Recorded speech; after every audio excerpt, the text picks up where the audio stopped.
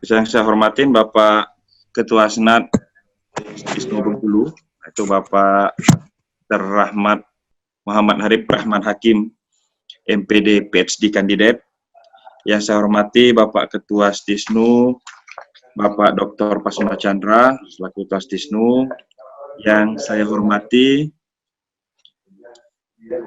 narasumber kita pada pagi menjelang siang hari ini, Bapak Dr. Mahmubi Ali dan Bapak Romi Adityo Setiawan, serta Bapak Ibu peserta webinar series Stisnu dan seluruh sivitas akademika Stisnu Bengkulu. Puji syukur kehadirat Allah Subhanahu wa taala di mana pada yang hari ini kita diberikan rahmat dan hidayahnya sehingga kita bisa dapat melaksanakan kegiatan webinar ini secara baik. Dan untuk mempersingkat waktu saja Pak, pada pagi hari ini kita langsung saja mendengarkan kata sambutan dari Bapak Ketua Stisnu, yaitu Bapak Dr. Pasuma Chandra. Kepada Bapak saya persilakan. Terima kasih. Assalamualaikum warahmatullahi wabarakatuh. Yang terhormat Dewan Pengurus Sekolah Tinggi Ilmu Ekonomi Syariah Nahdlatul Ulama Bengkulu, Senat, terkhusus narasumber pada kegiatan pada pagi hari ini Bapak Dr. Mahmubi Ali dan Bapak Romi Aditya Setiawan MA dan Bapak Evan Setiawan MM. Serta kami ucapkan terima kasih atas partisipasi seluruh Bapak Ibu sekalian dari berbagai perguruan tinggi, baik kampus perguruan tinggi negeri maupun perguruan tinggi swasta yang ada di Indonesia, bahkan mungkin ada juga yang dari luar Indonesia. Sekali lagi Bapak Ibu sekalian kami ucapkan terima kasih atas partisipasinya. Selamat datang dalam kegiatan webinar yang seri kedua ini Bapak Ibu sekalian. Kebetulan ini kami laksanakan yang untuk kedua kalinya dengan mengambil tema The Function of Islamic Finance in Building a Global Civilization.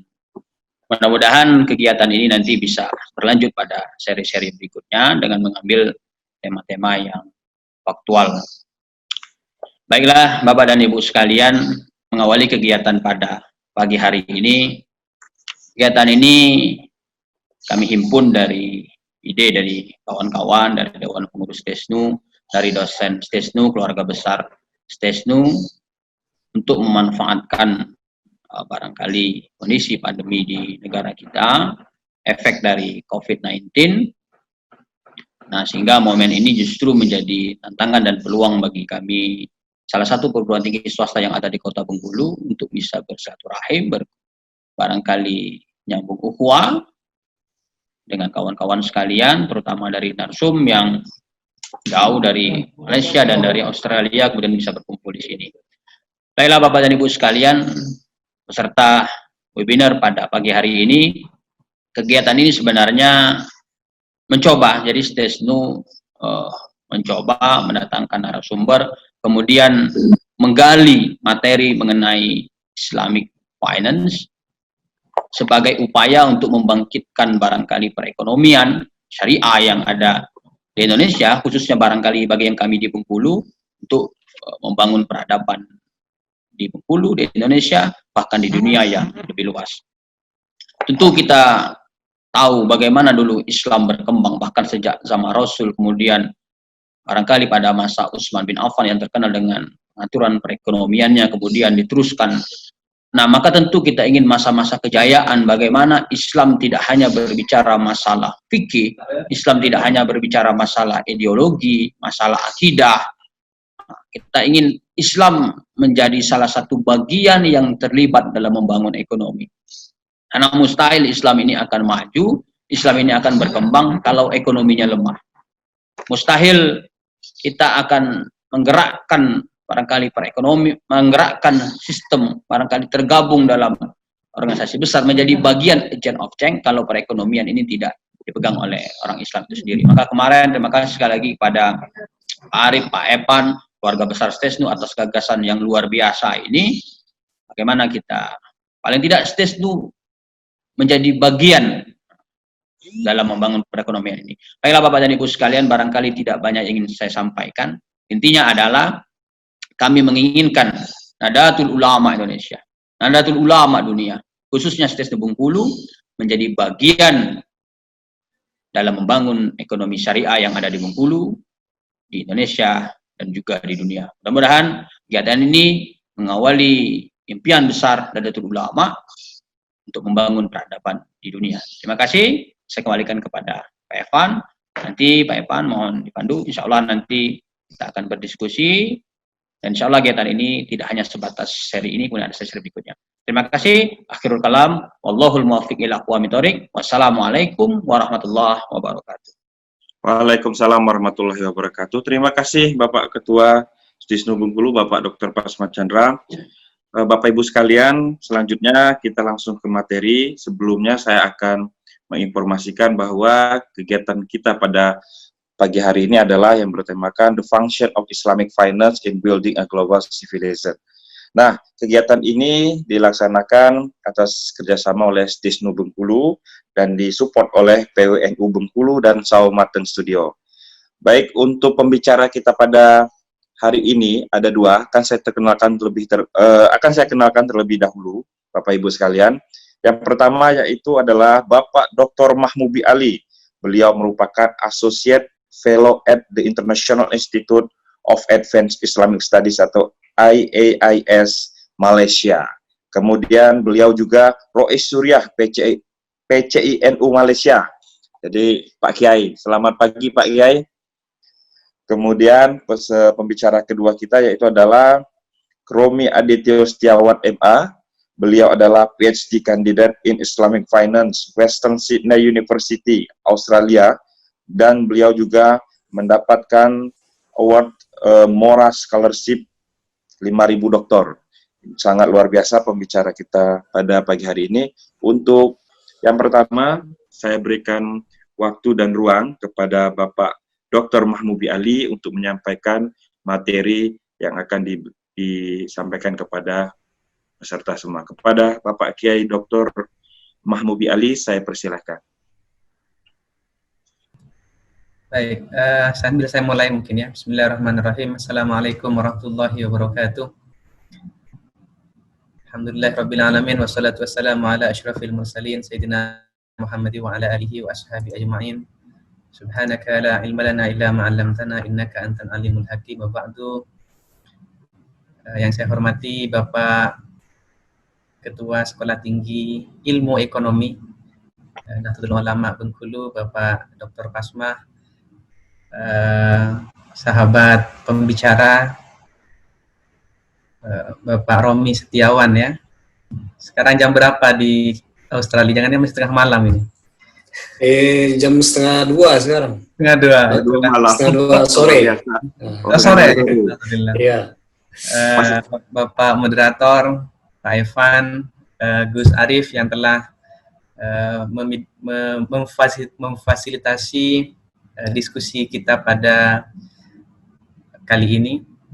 Pertama, izinkan saya mengucapkan terima kasih dan penghargaan yang sebesar-besarnya kepada pihak STISNU Bengkulu yang telah memberikan kesempatan kepada saya untuk sekedar sharing terkait dengan tema yang akan kita diskusikan pada pagi ini. Saya mungkin akan lebih banyak mendengar pengalaman dari Australia saja. Dan mungkin saya perlu koreksi dulu pada Pak Evan, saya ini belum sampai makomnya Kiai. Pertama, mungkin karena masih muda. Yang kedua, kalau kata orang Madura, mencapai makom Kiai itu bininya kutu dua. Jadi tinggal ditambah lagi nih Pak ya. bergurau saja ibu-ibu, jangan ini nanti malah keluar dari forum ini. Baik, saya jadi Rois Suriah itu karena mungkin kecelakaan saja, berhubung Gus Arif nggak di Malaysia. Mungkin kalau beliau di sini, mungkin saya harus berada di belakang beliau. Nah, slide saya bisa kelihatan ya? Bisa Pak. Baik. Bisa Pak. Terima kasih. Sebentar, saya.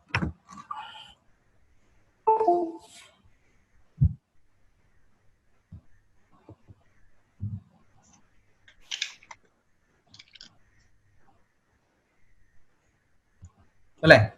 Bisa kelihatan ya? Bisa. Baik, jadi tema yang diberikan kepada kami pada diskusi kali ini sebenarnya adalah the function of Islamic finance in global civilization gitu ya. Tapi mungkin saya akan lebih mencoba fokus pada konteks kita di Indonesia dan bagaimana sebenarnya peran dan posisi keuangan Indonesia dalam landscape keuangan syariah dunia.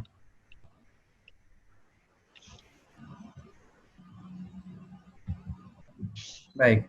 Nah, ini slide pertama. Sebenarnya kalau kita berbicara tentang keuangan syariah, maka sebenarnya keuangan syariah itu hanya bagian kecil ya dari ekonomi syariah.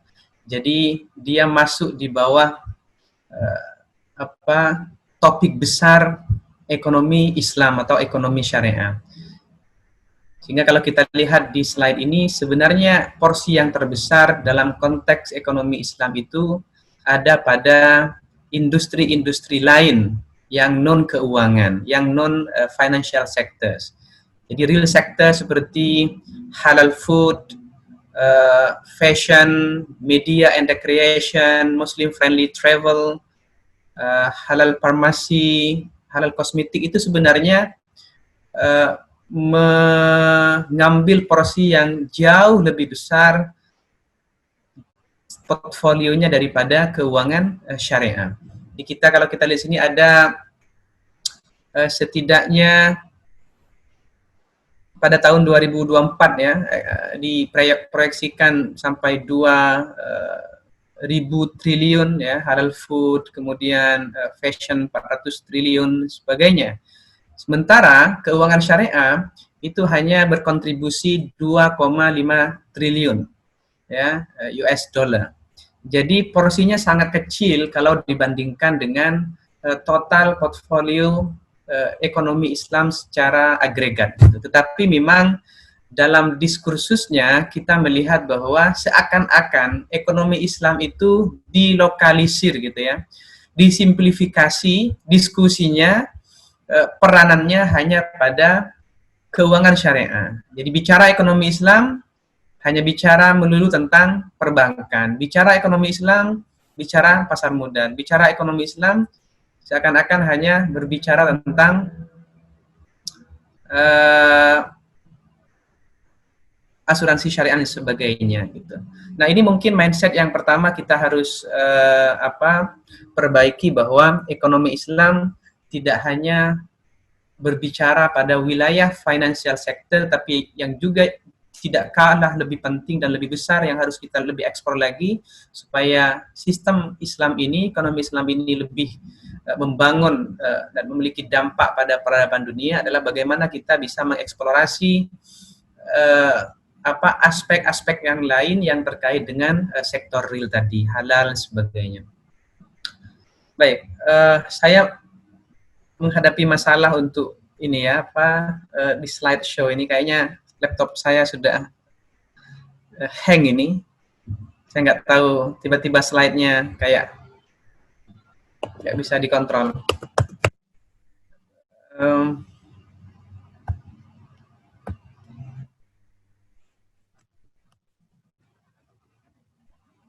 Tapi saya bisa gerakkan nggak, Mas Evan?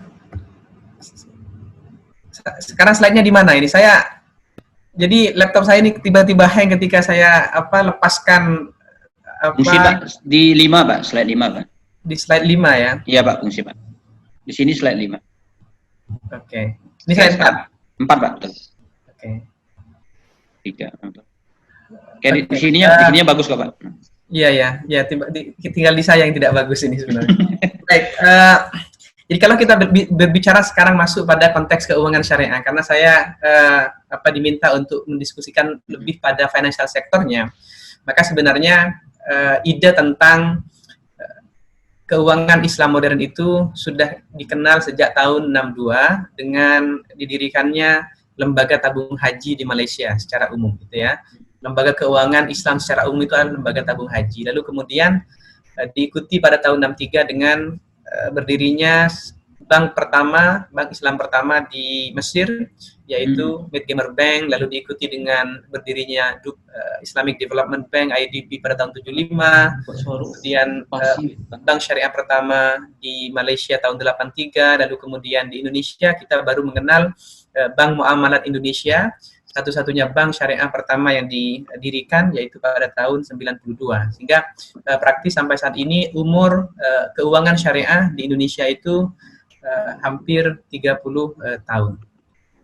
Kemudian kalau kita melihat tentang di mana posisi keuangan Islam, posisi keuangan Islam Indonesia dalam kancah atau dalam landscape keuangan Islam global, maka kita melihat dalam slide ini. Ini betul ini. Ya. Bahwa kalau kita lihat the global Islamic finance industry landscapes, kita melihat di sini bahwa ada 3 main sektor dalam konteks keuangan syariah, yaitu sektor perbankan, sektor asuransi syariah, dan sektor pasar modal. Tapi kalau kita lihat angkanya, sebenarnya aset keuangan syariah global itu masih didominasi oleh sektor perbankan. Setidaknya 70% dari aset keuangan Islam itu ada di sektor perbankan, lalu kemudian diikuti oleh sektor sukuk 19%, sementara takaful itu merupakan sektor yang paling kecil yang hanya berkontribusi 2% dari total keuangan syariah dunia. Kemudian di mana posisi Indonesia dalam kancah keuangan syariah global? Sekarang slide nomor berapa? Sekarang slide nomor 6. 6. Jadi itulah, slide di situ nomor 6, di sini masih nomor 5 gitu. Saya juga nggak tahu. That is jadi di tengah kemudahan yang jauh tambah dekat ini, sistem ternyata masih memiliki beberapa keterbatasan ya, sehingga hal-hal teknis seperti ini kadang tidak bisa kita hindari. Baik.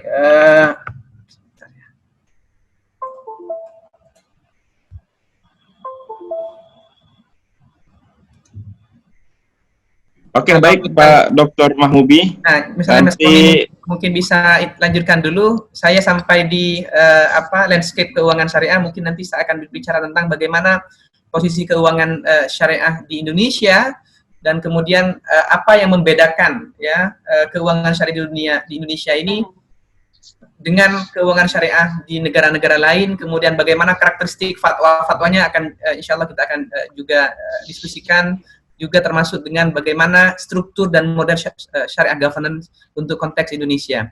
Tapi sampai di sini mungkin pengantar diskusi saya dulu sambil saya menyelesaikan hal teknis pada di mana sebenarnya apa posisi keuangan syariah di dunia ini. Saya kembalikan pada Pak Evan dulu. Oke, terima kasih Pak Dr. Mahmubi Ali. Untuk selanjutnya sembari kita menunggu, tadi sudah dijelaskan sedikit mengenai pengantar masalah keuangan syariah. Selanjutnya saya persilahkan waktu dan tempat kepada Bapak Romi Adityo Setiawan untuk menyampaikan materi pada sebagai speaker kedua. Kepada Bapak Romi Adityo Setiawan, saya persilahkan. Terima kasih. Assalamualaikum warahmatullahi wabarakatuh.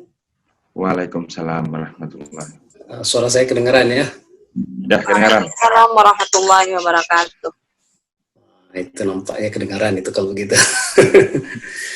Alhamdulillahirrahmanirrahim. Ya, sebenarnya saya masih ingin mendengar lagi dari Dr. Mahbubi Ali ini tadi, bagaimana pengalaman dari Malaysia justru kita. Sebelumnya saya perkenalkan terlebih dahulu. Nama saya Romi Adityo Setiawan, dosen di IAIN Bengkulu, sekarang sedang melanjutkan studi pada program doktor di Western Sydney University di Australia. Saat ini sudah masuk tahun keempat, dan insya Allah submit tanggal mungkin bulan-bulan Juli 2021 tahun depan. Mohon doanya mudah-mudahan dimudahkan dan dilancarkan insya Allah. Amin. Evan, gimana background saya? Bagus ya? Oh, mantap. Ini lagi di pantai bener ini. Kayaknya luar biasa ini. Lagi di pantai. Biar kelihatan kayak Australia aman. kayak sejuk dikit nih. Sudah rindu juga nih sama Mr. Romi Adityo Setiawan ini. Ada. Alhamdulillah diberikan kesempatan untuk Iya. hari ini. Alhamdulillah ya. Iya, sebenarnya sekarang ini alhamdulillah kondisi bagus ya di Australia. Walaupun di sini juga ada COVID ya, coronavirus, tapi masyarakat di Sydney mereka taat peraturan sehingga untuk penanganan kasus coronavirus itu cukup lebih cepat, sehingga sekarang kita sudah masuk tahap kedua yang seharusnya kemarin tahap ketiga, sekarang kembali ke tahap kedua. Di tahap ketiga itu seluruh border state itu ditutup oleh pemerintah. Sekarang border state sudah dibuka, tapi bandara untuk saat ini masih ditutup oleh pemerintah. Oke, kita lanjut ke diskusi hari ini. Saya tidak banyak diskusi, sedikit saja, yang penting insya Allah bermanfaat. Siap. Ini bisa share screen kan? Bisa, silakan. Oke. Oke, saya buka dulu.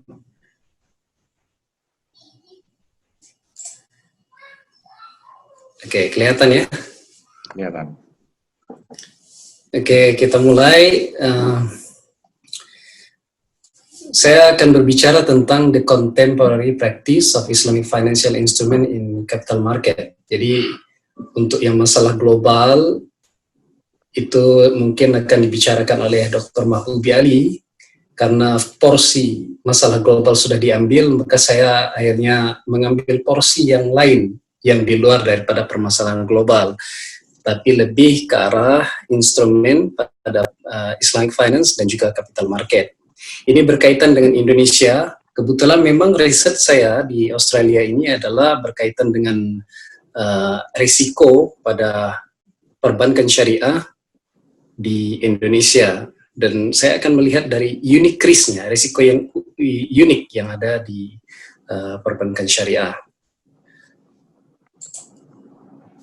Pada hari ini saya akan berbicara tentang introduction, ya, kemudian modern Islamic capital market, kemudian bagaimana Islamic capital market form dibanding dengan conventional system. Saya juga akan berbicara tentang performa dan praktek pada perbankan syariah di Indonesia, kemudian bagaimana untuk meningkatkan dan melakukan perubahan di bidang keuangan syariah.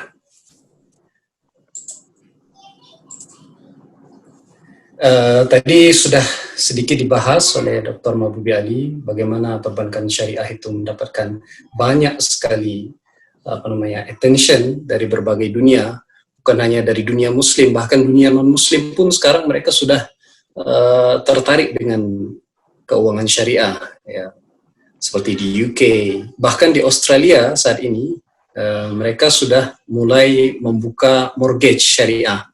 Mortgage syariah ini adalah peminjaman atau financing, pembiayaan untuk rumah. Dan di Australia saat ini mereka juga sudah ada asuransi syariah.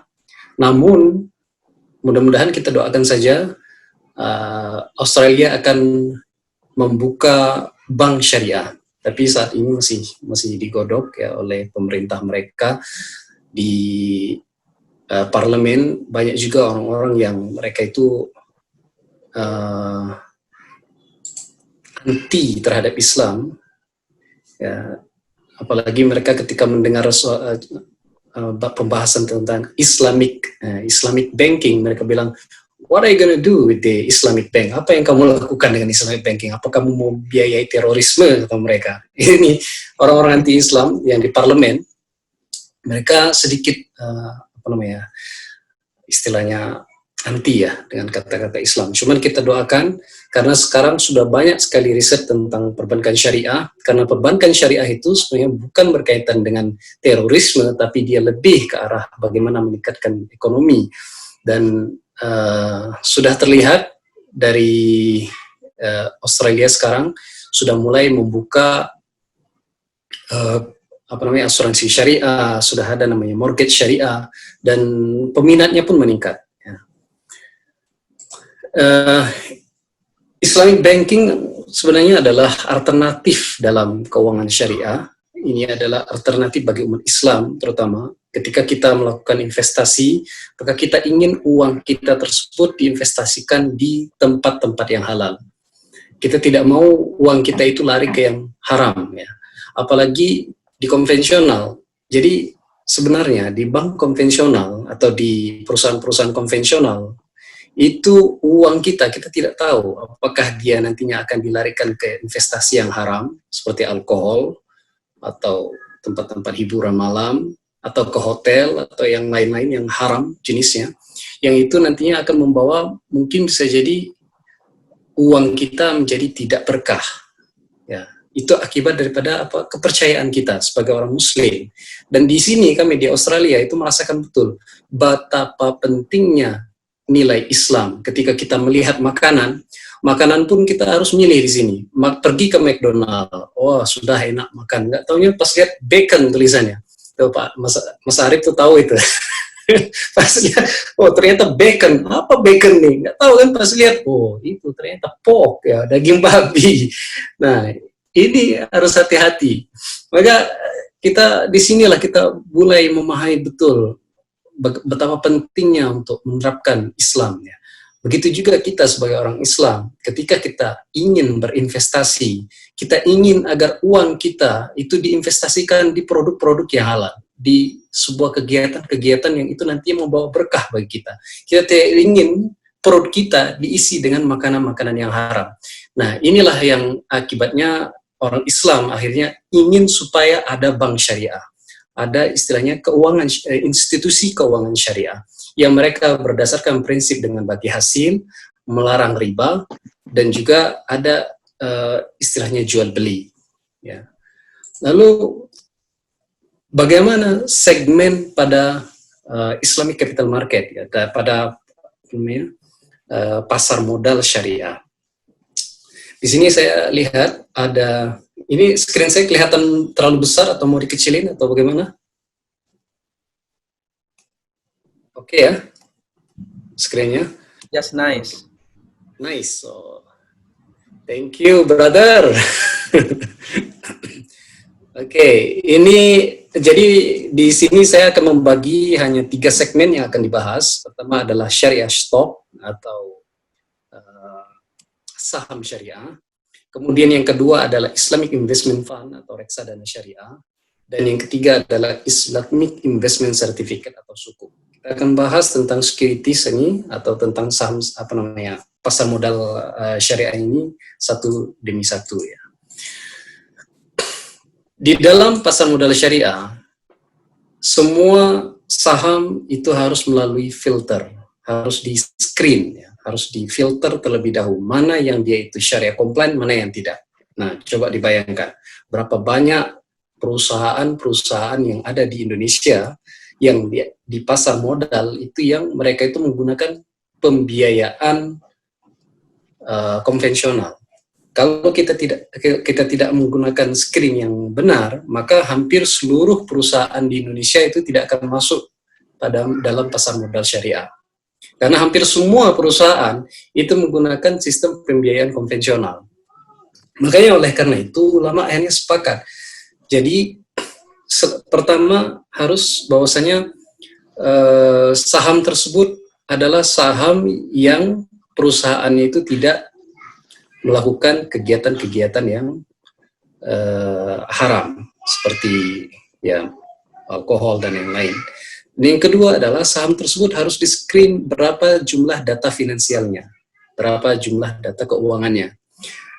Ada batasan, kalau sesuai dengan IFSB, kalau tidak salah saya, International Financial Services Board, jadi kita ada IFSB istilahnya. IFSB ini adalah standar internasional dalam perbankan syariah, dan itu pusatnya di Malaysia. Nanti tanya Dr. Mahbub Ali, mana tempat alamatnya. Kalau bisa saya mau main ke Malaysia sama Dr. Mahbub Ali. Bolehlah berkunjung, ya. Nah, Siap. Itu kantornya 1 kilo dari rumah saya, Mas Oki. nah, pas itu nanti. Boleh mainlah ke situ nanti. Nah, jadi menurut FSP, kalau tidak salah saya itu adalah 30%. Jadi kalau misalkan perusahaan tersebut data finansialnya pada perbankan konvensional sudah mencapai 30% atau lewat, maka dia dikategorikan non-syariah. Tapi di bawah itu masih bisa dimasukkan ke dalam syariah. Entah kalau ada revisi yang terbaru. Jadi bagaimana sebenarnya pasar modal syariah di Indonesia? Pasar modal syariah di Indonesia itu mengadopsi dual system. Ya, sebenarnya pasar modal yang ada saat ini, yang ada adalah pasar modal yang ada sekarang itu, yang syariah, itu juga ada di pasar modal konvensional. Makanya dia dual system. Kalau kita mau investasi di pasar modal di Indonesia, kita bisa berinvestasi di pasar modal syariah. Namun saham-saham yang di listing di dalam pasar modal syariah, itu sebenarnya juga ada di pasar modal konvensional. Hanya saja dia sudah melalui proses screening.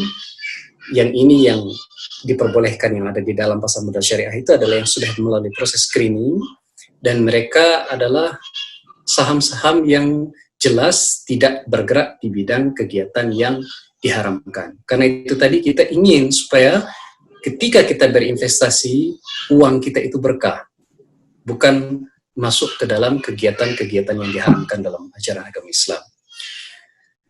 Kemudian, why the stock needs screening? Pertanyaannya. Saya mau bertanya kenapa harus melalui screening? Bukankah kalau misalkan setiap perusahaan yang mereka itu tidak bergerak di bidang kegiatan yang diharamkan, itu sudah bisa langsung masuk otomatis ke dalam pasar modal syariah? Kenapa harus melalui proses screening? Kenapa harus ada misalkan penghitungan jumlah data finansial?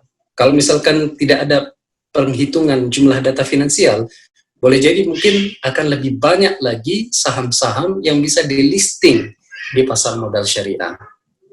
Nah, ini gunanya adalah supaya tidak banyak perusahaan yang melakukan sistem pembayaran keuangan mereka dengan menggunakan sistem riba pada bank konvensional. Ya, jadi kita ingin juga agar bank syariah ini digunakan oleh perusahaan-perusahaan tersebut, sehingga mereka akhirnya memindahkan dana mereka dari dana konvensional ke dana syariah. Ya. Jadi bagaimana screening prosesnya? Yang pertama adalah ada syariah business classification. Klasifikasinya ini apakah dia masuk kategori halal atau haram. Apakah dia ini bisnisnya bisnis rokok. Nah, apalagi kalau rokok-rokok gudang garam itu ternyata di Sydney pun rokok gudang garam ini laris, cukup terkenal, laris juga. Bahkan profesor saya itu dia bilang, Romi katanya, kamu bawa nggak rokok Indonesia? Rokok apa? Gudang garam katanya. Saya pertama kali rokok Indonesia yang paling saya nikmati adalah gudang garam katanya. Dan ternyata cukup terkenal di sini. Saya bilang, waduh, maaf, Prof, saya bilang saya nggak bawa gudang garam. Kalau mau ada, ini kain batik dari Indonesia. Nih kain batik Bengkulu lah kasih airnya. Nah kebetulan. Jadi itu syariah klasifikasinya, apakah dia masuk dalam level yang halal atau haram. Kemudian yang kedua adalah financial data standardization. Ya, mohon maaf, 33% sudah ada revisi berarti 33%. Di atas 33% berarti dia tidak masuk dalam kategori pasar modal syariah. Kemudian Islamic Investment Certificate, sukuk. Nah, kalau saya bahas sukuk satu persatu kontraknya, ini akan banyak sekali kontrak-kontrak sukuk ya, ada sukuk ijarah, ada sukuk wakalah, ada sukuk murabahah, macam-macam sukuk yang ada. Sukuk ini kebetulan paling tren saat ini, dan tapi saya akan memiliki beberapa kritik ya tentang apa yang sebenarnya terjadi. Ada beberapa isu di dalam sukuk. Yang pertama adalah pertanyaan saya, apakah sukuk itu dia debt type atau equity type? Karena kalau kita lihat dari makna daripada sukuk, itu sebenarnya adalah Islamic bond akan tetapi dia adalah partial ownership, atau si investor itu memiliki bagian daripada investasi yang ada. Misalkan dalam sukuk ijarah, dalam sukuk contoh kontraknya ya. Kalau misalkan dalam sukuk ijarah, itu si investor, dia berarti juga memiliki salah satu bagian daripada underlying aset yang ada dalam sukuk ijarah. Berarti dia menjadi pemilik, berarti dia owner. Dalam hal ini bisa jadi dia masuk dalam kategori equity type, bukan debt type. Kalau dia masuk debt type, berarti sukuk itu wajib, pengisu sukuk atau yang mengeluarkan sukuk, dia wajib membayar investor profitnya, bukan masuk dalam risk sharing, tapi dia harus membayarnya dalam bentuk hutang, bukan profit sharing. Ya. Sukuk seperti sukuk ijarah, dia sudah bisa memberikan fixed profit ya. Seperti kita lihat ke Indonesia sekarang mengeluarkan sukuk terbesar jumlahnya di seluruh dunia. Nanti mungkin akan dibahas oleh Dr. Mahbubi Ali berapa jumlah sukuk, sovereign sukuk atau sukuk pemerintah yang dikeluarkan oleh pemerintah Republik Indonesia. Jumlahnya sangat-sangat besar, fantastis, dan dia memiliki sukuk yang fixed profit ya, fixed jumlahnya. Dan apakah apakah keduanya, profit dan kapitalnya itu digaransi atau tidak? Nah, pemerintah Indonesia dia mengeluarkan statement bahwasanya sukuk yang dikeluarkan oleh pemerintah Republik Indonesia itu digaransi atau dijamin oleh pemerintah. Namun bagaimana dengan sukuk corporate, ya, sukuk yang dikeluarkan oleh perusahaan-perusahaan yang ada di Indonesia. Nah, di tahun 2019 saya menemukan dari data OJK itu hanya 4 perusahaan yang mengeluarkan sukuk. Dan terjadi penurunan 50% jumlah perusahaan yang mengeluarkan sukuk korporasi dibanding tahun 2018. Di tahun 2018 ada 8 perusahaan yang mengeluarkan sukuk. Bahkan, nah ini yang sangat menyedihkannya, ternyata hanya 1 bank syariah saja yang mengeluarkan sukuk dari total 14 bank umum syariah di Indonesia. Jadi hanya 1/16. Setelah tahun 2016 ke depannya itu tidak ada bank syariah yang mengeluarkan sukuk. Padahal ini adalah jalan yang bagus bagi bank syariah untuk untuk mendapatkan likuiditas, ya. Namun mereka tidak memanfaatkan itu. Nah, kemudian kenapa? Mungkin boleh jadi sukuk itu terlalu mahal untuk dikeluarkan. Jadi para pengisi sukuk atau para pengusaha yang mau mengeluarkan sukuk itu merasa lebih mahal untuk mengeluarkan sukuk dibandingkan dengan bond. Dibandingkan dengan bond, ya. Bond ini apa bahasa? Surat hutang. Nah, mungkin boleh jadi itu akibat daripada the nature of underlying asset requirement. Karena di dalam sukuk, setiap pengisi sukuk atau yang mengeluarkan sukuk, dia wajib memiliki underlying asset. Apa underlying assetnya? Dan underlying asset ini harus sesuatu yang kualitasnya bagus. Nah, ini harus tergadai akibatnya. Yang seharusnya boleh jadi dimanfaatkan dengan maksimal dan boleh jadi masuk dalam aset mereka, akhirnya tergadai. Karena mereka juga harus membayar profit untuk investor. Ya. Nah, ada hal yang menarik lagi yang lain. Di dunia, bahkan di Indonesia, itu fatwa tentang pelarangan bunga.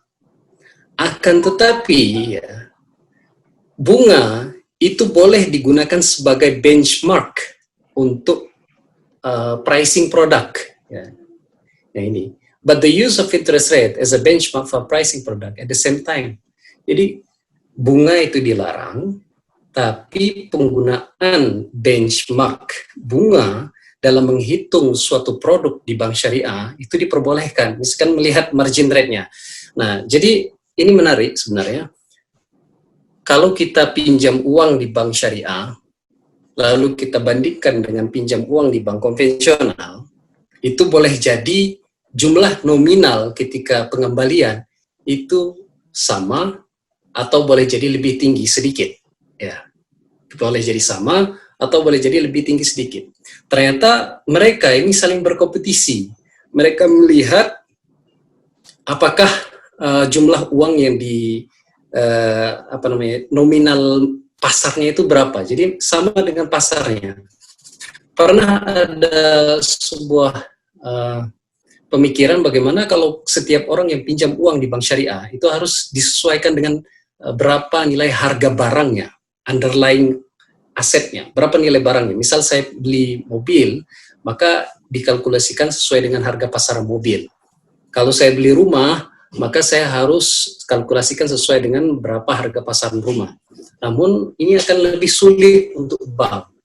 Oleh karena itu akhirnya bank melihat bagaimana pangsa pasar dalam pembiayaan di tempat tersebut. Misalnya di Indonesia, berapa persen bunga. Maka mereka melihat berapa kalkulasinya disamakan dengan bunga. Atau lebih beda sedikit daripada bunga. Itu. Maka sebenarnya interest itu dilarang, akan tetapi penggunaan interest sebagai benchmark itu diperbolehkan.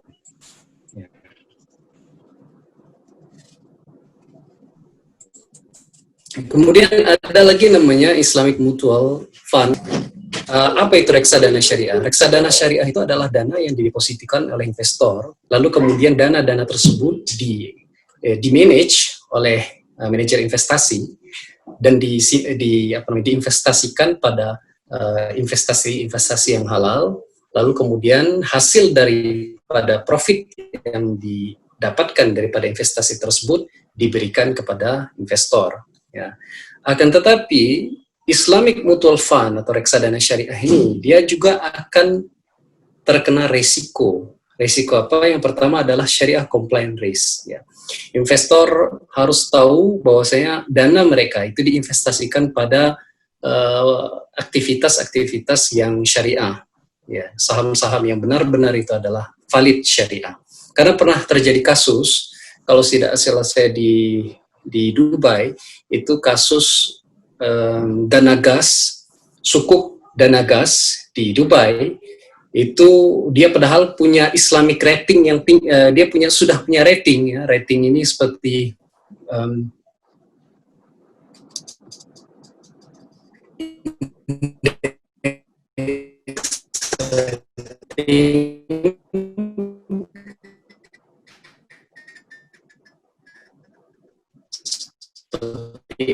S&P indeks rating, ya, dia sudah punya rating yang bagus, tetapi setelah berjalan di tengah jalan ternyata mengatakan kalau sukuknya adalah sukuk yang para investornya itu mereka mengajukan ke court, ya, ke mahkamah supaya mereka minta dikembalikan uangnya, namun mereka bilang kami tidak mampu mengembalikan.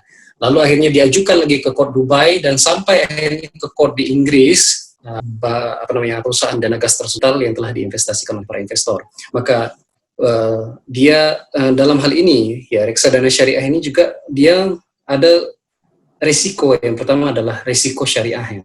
Apakah dia betul-betul syariah compliance atau dia betul-betul patuh terhadap syariah atau tidak. Yang kedua adalah displaced commercial risk. Ya. Jelas kalau misalkan investasi di syariah ternyata lebih sedikit untungnya dibandingkan dengan investasi di konvensional, biasanya orang-orang yang mereka itu memilih uang, mereka akan lari ke investasi yang lebih menguntungkan. Jadi mereka lari ke investasi di konvensional. Ini akibat daripada bagi hasil yang lebih sedikit pada sektor syariah. Ya, ini dan syariah apa yang unik daripada risiko tersebut. Kemudian di sini saya akan membahas tentang bagaimana bentuk-bentuk daripada pasar modal syariah dan pasar modal konvensional. Yang pertama yang paling penting di dalam pasar modal syariah adalah setiap saham ataupun stok ataupun itu sukuk itu dia harus berdasarkan syariah. Apakah dia telah sesuai syariah atau tidak. Maka dia harus terlepas dari bunga, interest, ya.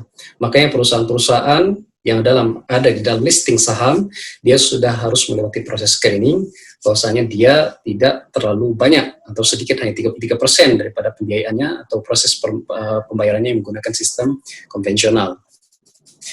Kemudian tidak boleh adanya riba, gharar, dan maisir, dan tidak ada istilahnya spekulasi. Maka itu yang salah satu identical ya, yang menjadi sebuah hal yang berbeda daripada bank-bank yang lain atau perusahaan yang lain. Kemudian yang menjadi perbedaan lain adalah bahwasanya di pasar modal syariah tidak ada istilahnya margin account, tidak ada speculative trading, tidak ada short selling. Ya. Margin account ini yang nggak ada duit, lalu saya pergi ke broker, jangan keluar rumah, di rumah saja, cukup lewat telepon. Saya telepon broker atau agent, saya bilang saya mau pinjam uang, ya. Lalu dengan catatan nanti saya akan kembalikan. Nah, margin account ini biasanya dia menggunakan interest ya, atau bunga. Dan yang kedua, margin account dia itu menggunakan leverage. Nah, leverage ini sampai saat ini belum bisa namanya ada jalan keluarnya. Makanya margin account sampai saat ini diharamkan oleh MUI. Margin account. Karena apa? Karena ada leverage di situ. Leverage ini kalau misalkan saya pinjam 1.000, maka saya mendapatkan 3 kali lipat daripada itu. Bisa 3.000 atau 10.000. Ini leverage. Ini yang mengakibatkan pengerusakan pada pasar ya. Karena uang yang seharusnya itu 1.000 menjadi 10.000. Karena ada istilah leverage tadi. Yang sebenarnya dia pinjam adalah lebih kecil jumlah uangnya. Lalu kemudian ada spekulatif trading dimanapun dan bagaimanapun, spekulasi itu diharamkan. Ya. Namun nanti mungkin bolehlah bagi ilmu sedikit dengan Dr. Mahbubi Ali, bagaimana sistem derivatif yang ada di Malaysia. Karena saya dengar di Malaysia itu sudah ada ISDA dan ISDA, ya, dan mereka memperbolehkan derivatives. Apakah spekulatif tradingnya ada atau tidak? Nah, kemudian yang terakhir ini ada short selling. Ya, short selling ini berbeda dengan biasanya kita investasi pada saham biasa. Kalau kita berinvestasi pada saham biasa, kita berharap sahamnya naik sehingga kita bisa dapat untung. Kalau short selling ini kita berharap sahamnya turun sehingga kita bisa dapat keuntungan dari perbedaan harga tadi. Misal short selling ya, saya beli hari ini harganya 500. Lalu kemudian tiba-tiba harganya saya beli hari ini 500 dan kemudian harganya ternyata esoknya turun menjadi 400. Saham yang 500 itu saya beli banyak-banyak, lalu kemudian saya jual hari itu, ketika harganya turun 400, ya saya beli lagi saham yang 400 short selling. Dia berharap kalau misalnya harganya turun. Dan biasanya mereka pinjam uangnya ke broker untuk beli saham yang banyak. Kemudian selain itu adalah inovasi pada produk-produk syariah. Sebenarnya ada sedikit, bukan sedikit, rata-rata mayoritas ulama itu kebanyakannya melarang adanya instrumen derivatif. Ya, instrumen derivatif itu ada forward, future, option, dan swaps. Ya. Instrumen derivatif ada beberapa yang mengatakan itu diperbolehkan, seperti Muhammad Fahim Khan, ya, dia mengatakan kenapa tidak kita manfaatkan instrumen derivatif, karena boleh jadi di balik instrumen derivatif itu ada kebutuhan yang diperlukan oleh bank syariah sehingga nantinya bank syariah bisa lebih maju, ya, karena ada kebutuhan doruri istilahnya di situ kalau saya lihat. Sedangkan ada lagi ulama yang lain seperti ulama Muhammad Taqi Usmani, dia sangat-sangat melarang namanya instrumen derivatif karena menurut dia itu adalah haram, dan bahkan dia pun mengatakan, dan bahkan ini jadi headlines di UK newspaper, Dia mengatakan kalau misalkan kalau hampir 90% daripada total sukuk yang beredar di seluruh dunia itu adalah haram katanya. Nah, ada perbedaan pendapat, yang satu tradisionis, yang satu lagi modernis. Ya. Mungkin untuk memajukan perbankan syariah, maka kita harus melihat apakah dari tradisionis dan modernis ini bisa dipersatukan sehingga instrumen keuangan syariah itu bisa lebih berinovasi. Ya. Karena menurut saya forward, futures, option, dan swap itu mungkin boleh jadi bermanfaat sekali bagi sistem keuangan syariah di Indonesia, dan namun memang sampai saat ini masih dilarang dan bahkan diharamkan oleh MUI. Tapi saya pernah baca satu statement dari MUI pusat yang mengatakan bahwasanya mereka menerima pendapat dari berbagai kalangan terkait dengan instrumen derivatif.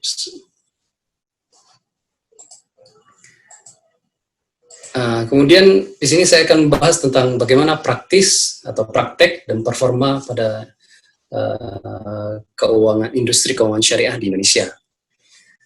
Di Indonesia, perbankan syariah itu lebih ditekankan pada investasi pada retail segment ya. Ini yang membedakan kita dengan Malaysia sebenarnya. Mengapa Malaysia selalu number one dalam bidang perbankan syariah? Padahal Indonesia adalah negara terbesar Muslim di dunia. Indonesia masih fokus pada retail segment, ya, masih fokus pada individu, masih fokus pada bisnis yang kecil. Kita masih terfokus pada seperti simpan pinjam, pada perbankan syariah. Banyak orang individu yang mau beli mobil, beli rumah, itu perginya ke bank syariah, masih fokus ke situ. Tapi kita tidak melihat daripada wholesale banking, investment banking, ya, yang lebih besar lagi. Sekarang ini, kalau dilihat, saya melihat saja, hanya ada satu bank syariah di Indonesia, itu BRI Syariah, yang berani mengeluarkan sukuk. Ya, padahal itu salah satu cara yang paling mungkin boleh jadi sangat signifikan untuk mendapatkan likuiditas. Ya. Namun, kurang dimanfaatkan. Mungkin boleh jadi mereka takut kalau mereka mengeluarkan suku, nanti tidak laku di pasar. Ya, boleh jadi itu penyebabnya. Atau boleh jadi karena terlalu mahal untuk mengeluarkan suku. Dan ini sebenarnya informasi terbaru dari OJK, bahwasanya market share di Indonesia pada perbankan syariah sudah mencapai 6,1%. Ini setelah 28 tahun, ya, waktu yang sangat-sangat lama. Nanti kalau kita bayangkan dengan Malaysia, jauh lebih besar di Malaysia. Ya. Padahal Indonesia adalah negara terbesar Muslim, tapi kalau saya lihat, ada banyak hal resiko yang menyebabkan adanya konflik kepentingan, adanya korupsi, ya, adanya fatwa, yang itu boleh jadi mengakibatkan mempersulit perbankan syariah untuk maju ke depan. Kemudian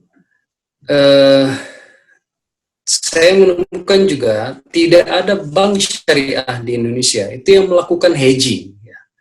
Entah bagaimana, tapi saya tidak menemukan evidence yang di perbankan syariah di Indonesia yang melakukan hedging dengan menggunakan instrumen derivatives. Hal ini yang jelas adalah karena adanya larangan fatwa MUI tentang penggunaan derivatif sistem. Yang padahal itu adalah salah satu instrumen untuk mengurangi resiko, ya, termasuk resiko fluktuasi pada pasar, ya, termasuk resiko adanya perubahan daripada fluktuasi currency, ya, perubahan nilai tukar uang. Ya. Nah, nanti mungkin boleh dijawab oleh Dr. Maupiali. How about the use of derivatives in Malaysia? Ini saya pengen tahu sekali. Bagaimana penggunaan sistem dari instrumen derivatives yang dilakukan oleh perbankan sistem dan juga industri keuangan syariah di Malaysia. Nah, ini bagaimana seharusnya kita mereformasi atau melakukan perubahan dalam sistem sukuk di Indonesia. Sebenarnya sukuk, saya sudah katakan tadi, ya, sukuk seharusnya bisa digunakan oleh bank syariah sebagai sebuah alternatif untuk mendapatkan likuiditas. Ya. Likuiditas ini adalah untuk mendapatkan uang. Karena banyak sekali seperti bank muamalat saat ini, mereka mengalami masalah likuiditas, masalah keuangan. Ya. Karena banyaknya NPF, ya, non-performance finance. Akibatnya, karena banyaknya kredit default atau gagal kredit, ya, banyak yang berhutang tapi tidak mampu membayar balik, akibatnya terjadilah kredit default, ya, sehingga mereka agak lebih sulit untuk berkembang. Dan boleh jadi salah satu masalah tersebut adalah karena kurang likuiditas, ya, kurang uang untuk bisa maju untuk mengembangkan, kapitalnya juga kurang. Kemudian, apakah regulasi dan supervisi yang ada di Indonesia saat ini itu sudah sesuai dengan standar internasional, terutama seperti Basel atau IFSB?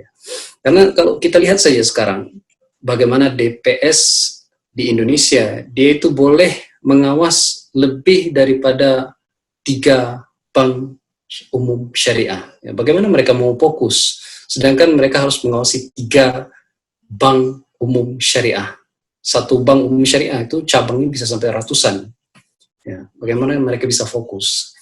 Dan kemudian masih kurang sekali ya jumlah Dewan Pengawas Syariah, dan ini juga yang membedakan Dewan Pengawas Syariah kita di Indonesia dengan di Malaysia. Kalau di Malaysia itu mereka ada Syariah Advisory Council yang itu sudah tergabung di dalam Financial Service Authority mereka. Kalau di Indonesia kita betul-betul terpisah dari pemerintah.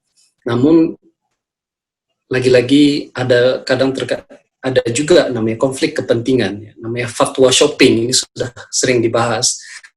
Fatwa shopping ini adalah akibat daripada keinginan ulama untuk mengeluarkan sebuah fatwa berdasarkan kepentingan yang boleh jadi kepentingan tersebut akan mengakibatkan dia akhirnya diuntungkan. Ya.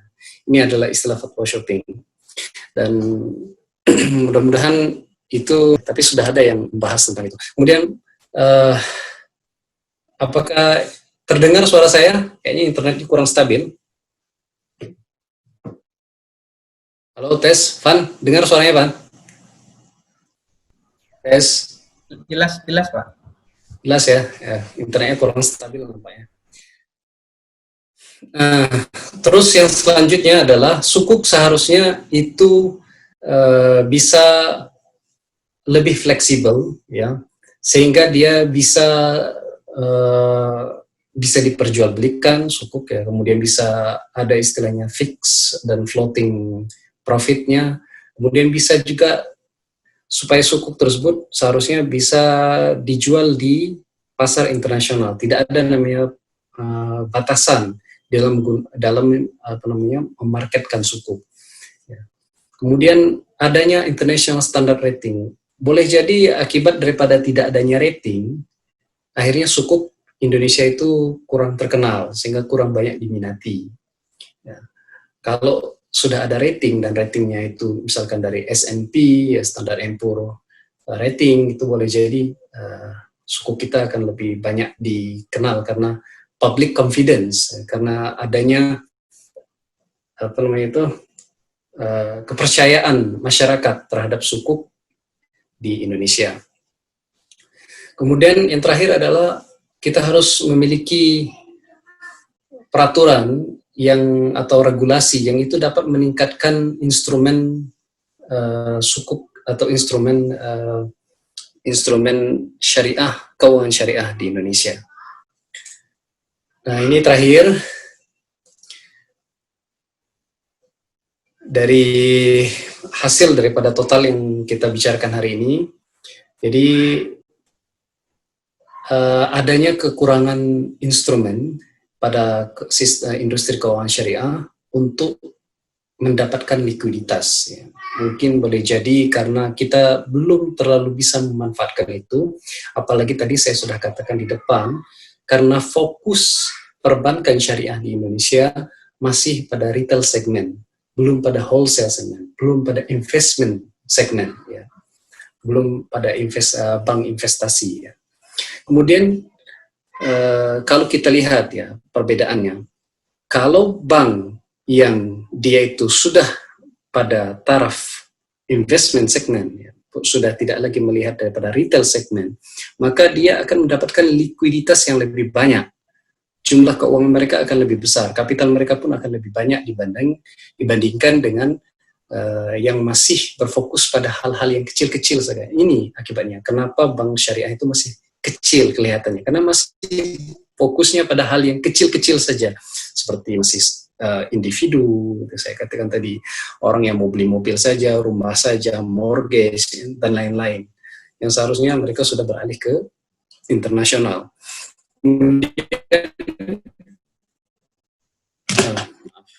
Islamic Bank di perbankan syariah di Indonesia seharusnya dia itu tadi saya katakan sudah harus kepada wholesale investment. Terkait dengan sukuk, ya, modernisasi sukuk seharusnya bisa lebih fleksibel, ya.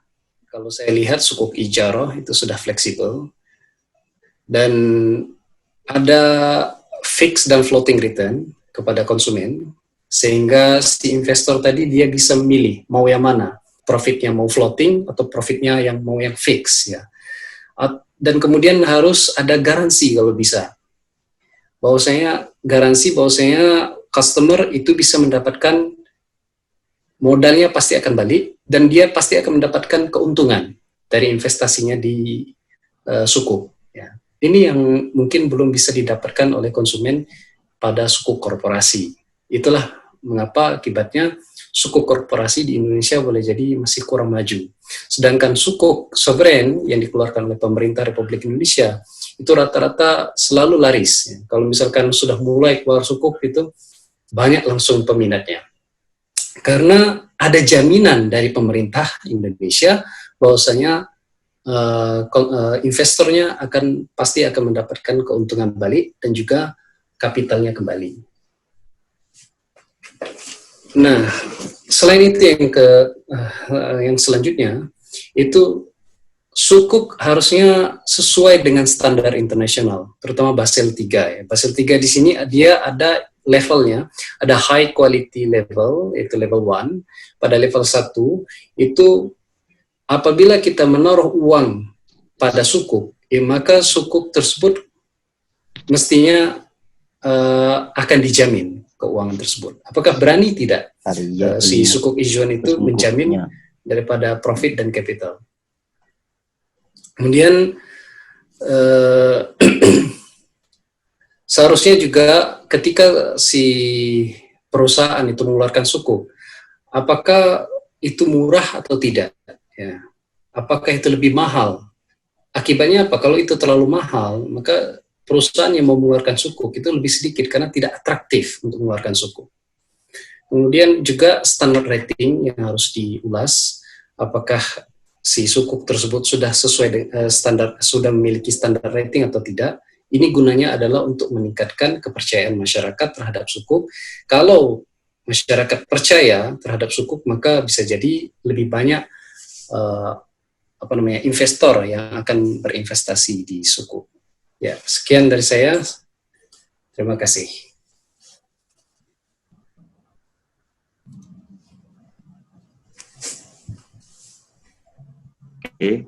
Oke, terima kasih Mr. Romi Aditya Setiawan, cukup jelas materinya. Tadi sudah disampaikan mengenai sukuk, nanti akan kita compare, kita diskusikan kembali. Selanjutnya kita akan dengarkan pemaparan dari Bapak Dr. Mahbub Ali. Sebelumnya kepada seluruh peserta, nanti akan yang ingin bertanya silahkan chat aja di komen, di kolom chat, apa pertanyaannya nanti akan kita sampaikan, dan sertifikat serta absensi akan di-share nanti setelah acara, 10 menit sebelum acara selesai. Mungkin kepada Bapak Dr. Mahbubi Ali, waktu dan tempat saya persilahkan. Baik, terima kasih. Saya sebenarnya tadi banyak menikmati apa yang disampaikan oleh Mas Romi, tapi memang mungkin ada hikmahnya. Saya diminta untuk lebih banyak mendengar dulu sebelum berbicara. Belajar dulu sebelum ngomong gitu ya. Jadi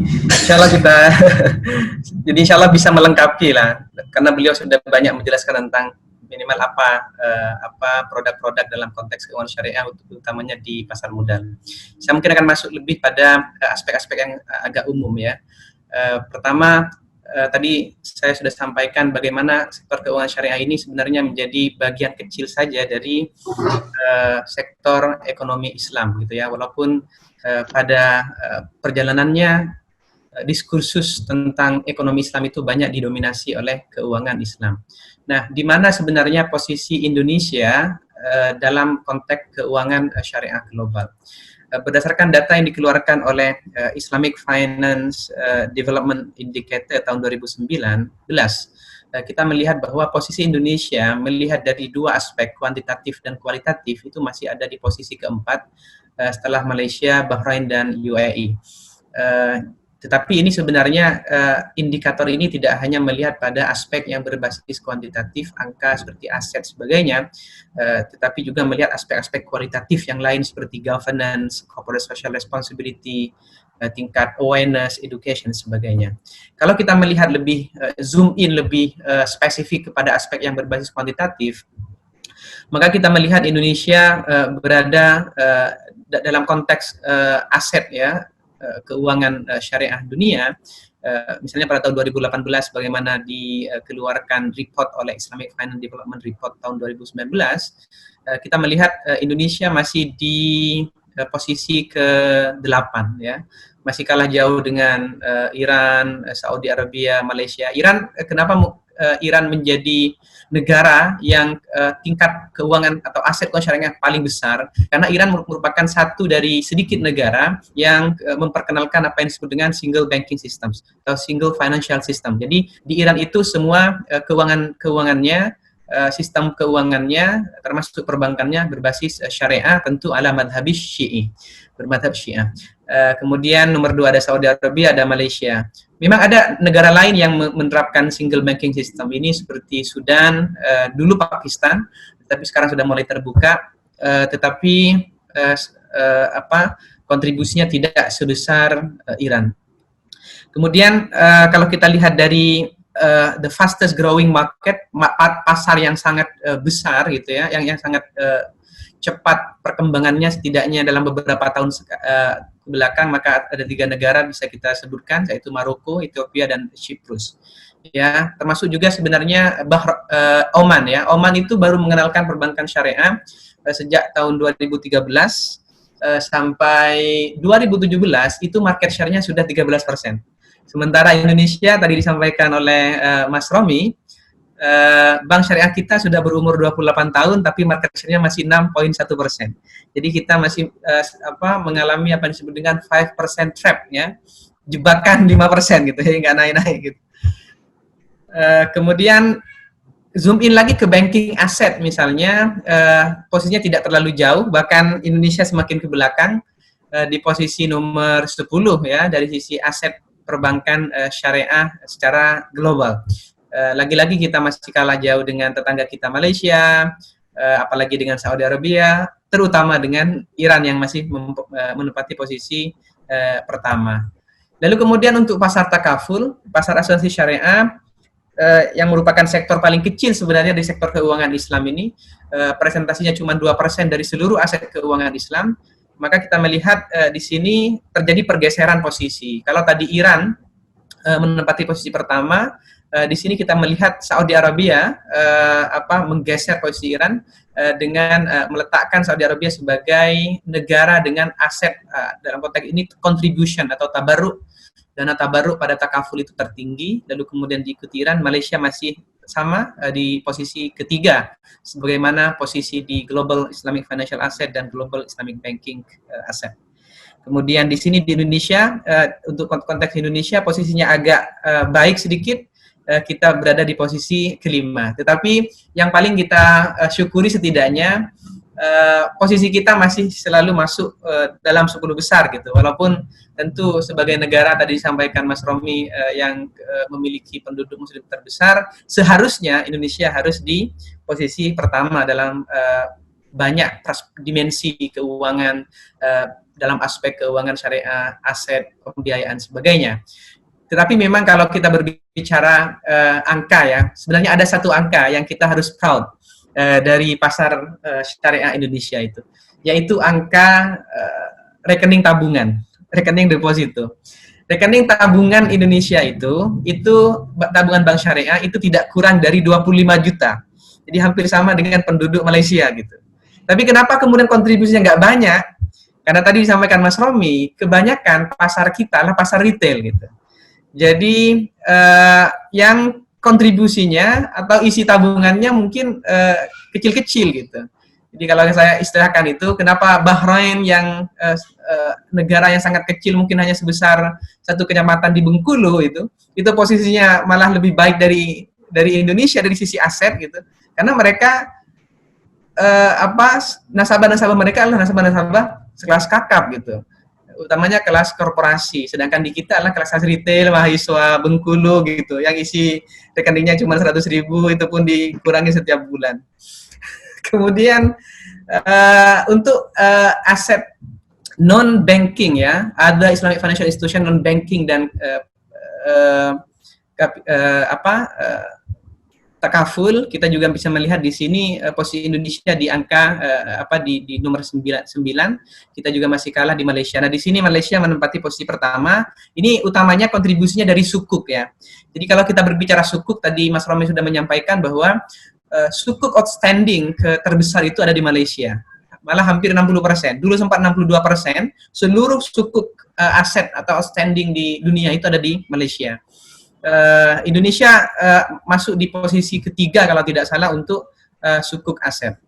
Nah, itu angka-angka yang bisa kita tampilkan terkait dengan aspek kuantitatif posisi Indonesia dalam kancah keuangan syariah dunia.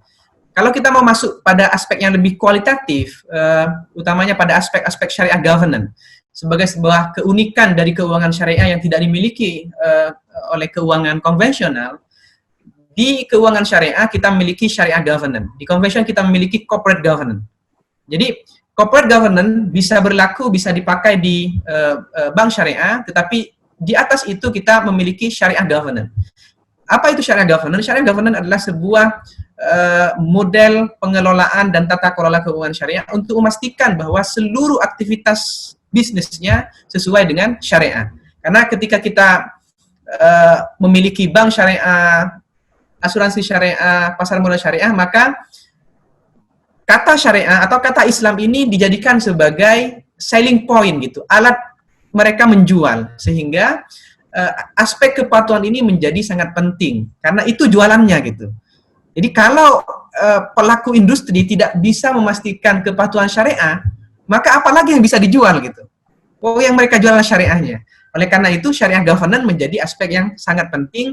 Bahkan tadi Mas Romi menyampaikan IFSB, Islamic Financial Services Board itu meletakkan syariah non-compliant risk, risiko ketidakpatuhan syariah itu menjadi risiko paling tinggi dari risiko-risiko yang lain. Bahkan di atas operational risk gitu.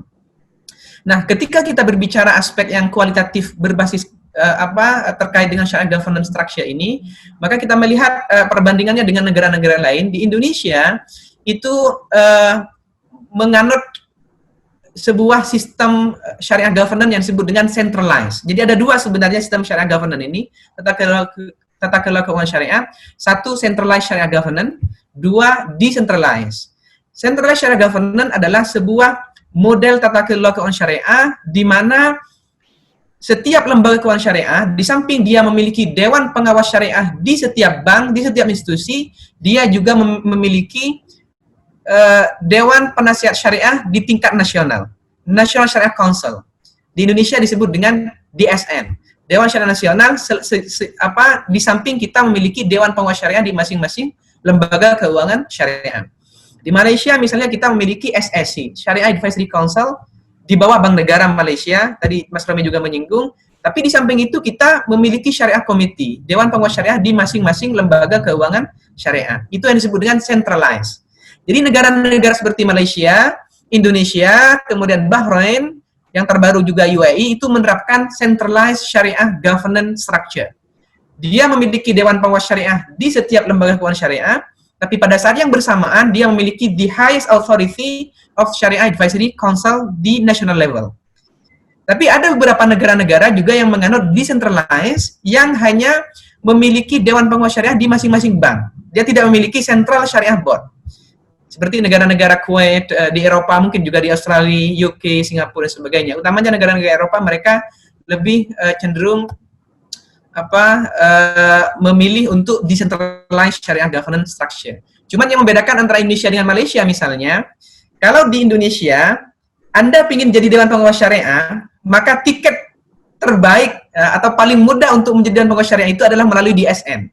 Sehingga anggota DSN itu kemungkinan juga menjadi anggota Dewan Pengawas Syariah. Bahkan disebutkan bisa sampai 3 sampai 5. Tetapi di Malaysia, kalau Anda menjadi Dewan Pengawas Syariah, Anda tidak boleh menjadi Dewan Syariah Nasional. Anda harus mundur dari Dewan Pengawas Syariah.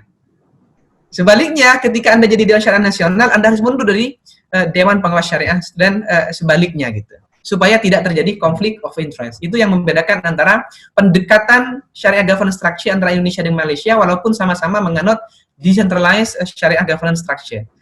Lalu kemudian, ketika kita sudah berbicara tentang perlunya ada Dewan Pengawas Syariah, maka kita berbicara tentang siapa yang mengangkat Dewan Pengawas Syariah itu. Maka kita melihatnya dari dua sesi, dua aspek, ya, dua sisi. Yang pertama adalah siapa yang mengangkat National Syariah Board, Dewan Syariah Nasional atau DSN kalau di Indonesia. Nah, ada beberapa model yang kita lihat di dunia. Ada yang diangkat oleh negara, ada yang diangkat oleh sultan apabila negara itu menganut kerajaan, sistem kerajaan. Kemudian ada yang diangkat oleh organisasi independen. Misalnya negara seperti Pakistan, Bahrain, UAE dan Kuwait, Dewan Syariah Nasionalnya diangkat oleh governmental authority, oleh negara, gitu ya, oleh negara, oleh central bank. Sementara negara seperti Malaysia dan Brunei yang mengangkat Dewan Syariah Nasional itu adalah sovereign authority. Di Malaysia kita memiliki sultan atau agung, gitu ya. Di Brunei kita memiliki sultan. Jadi diangkat oleh sultan langsung. Kemudian seperti Indonesia, karena DSN itu merupakan institusi yang independen dari negara, maka dia diangkat oleh MUI. Majelis Ulama Indonesia. Dan negara-negara seperti UK, Singapura, dan negara-negara Eropa yang lain, karena dia tidak memiliki National Syariah Board, maka Dewan Pengawas Syariahnya diangkat oleh masing-masing lembaga keuangan syariah. Ya, ini sama dengan yang tadi.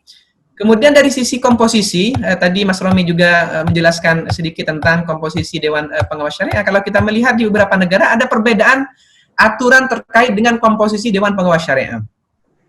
Misalnya di Indonesia, minimal masing-masing lembaga keuangan syariah, perbankan nasional syariah itu harus memiliki setidaknya 2 Dewan Pengawas Syariah.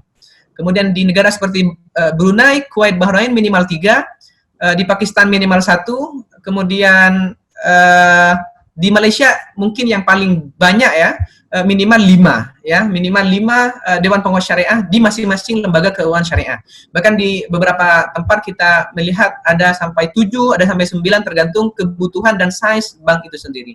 Kemudian di national level dan negara-negara seperti UK, Singapura, mungkin Australia juga tidak memiliki aturan secara khusus, terserah tergantung kepada bank atau lembaga keuangan syariah itu sendiri. Kemudian at national level, di Brunei, Dewan Syariah Nasionalnya yang di bawah IMBD, Authority Monetary Brunei Authority, itu minimal 8. Kemudian di Pakistan ada 5. Di Malaysia tidak memiliki fixed number.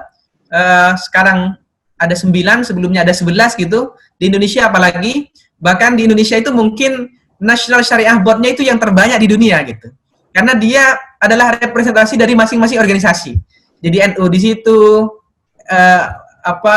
Muhammadiyah di situ, mungkin HTI yang sebelum dibubarkan juga di situ. Makanya ada sekitar 70 lebih anggota Dewan Syariah Nasional. Kemudian negara-negara seperti UK, Singapura, dan mungkin Australia tidak memiliki National Syariah Board. Dari aspek kualifikasi, negara-negara di dunia, termasuk di Indonesia, meletakkan beberapa aturan dan ketentuan minimum requirement for the qualification. Misalnya, untuk menjadi Dewan Pengawas Syariah di Malaysia, Brunei, Indonesia, Bahrain, dan Pakistan, setidaknya calon anggota Dewan Pengawas Syariah harus memahami fikih muamalah dan keuangan. Kemudian khusus di Malaysia juga harus memiliki degree atau S1 di syariah atau muamalah usul fikih. Nah, saya kebetulan mungkin diuntungkan karena saya alumni pesantren, dulu di Sidogiri, sebelumnya di Madura gitu 10 tahun. Jadi walaupun S1 saya finance, Islamic Economics, insya Allah barokahnya NU, barokahnya pesantren, akhirnya saya tetap menjadi Dewan Pengawas Syariah di salah satu bank di Malaysia. Kemudian juga di Malaysia dan di Pakistan juga mensyaratkan adanya kemampuan bahasa seperti bahasa Inggris dan bahasa Arab. Nah, yang menarik di Brunei sebenarnya, di Brunei itu ada syarat yang lebih strict daripada yang lain karena dia mengharuskan setiap calon Dewan Pengawas Syariah itu harus berafiliasi kepada Ahlus Sunnah wal Jamaah, itu pun dilokalisir kepada mazhab Syafi'i. Jadi Ahlus Sunnah wal Jamaah Brunei itu definisinya masuk ke mazhab Syafi'i.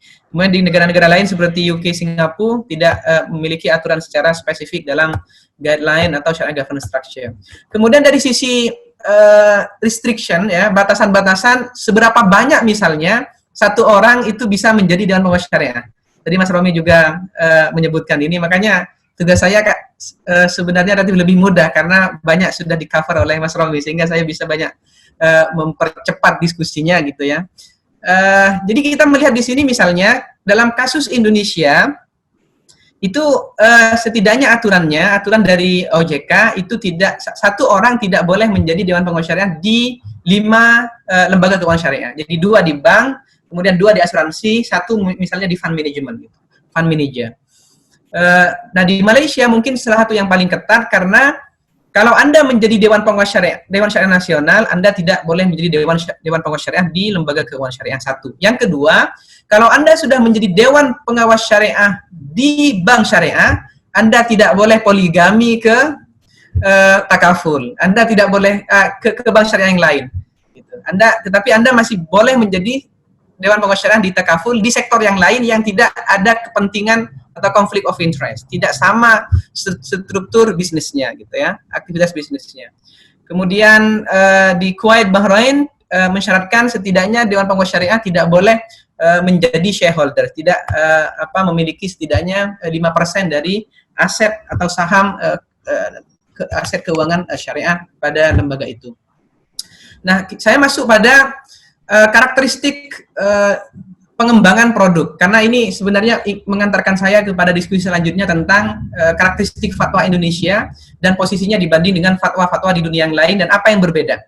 Ya, jadi kalau kita melihat pendekatan pengembangan keuangan syariah di dunia itu, termasuk di Indonesia itu ada 3. Ada yang basisnya imitation, ada yang basisnya mutation, dan ada yang berbasis satisfaction.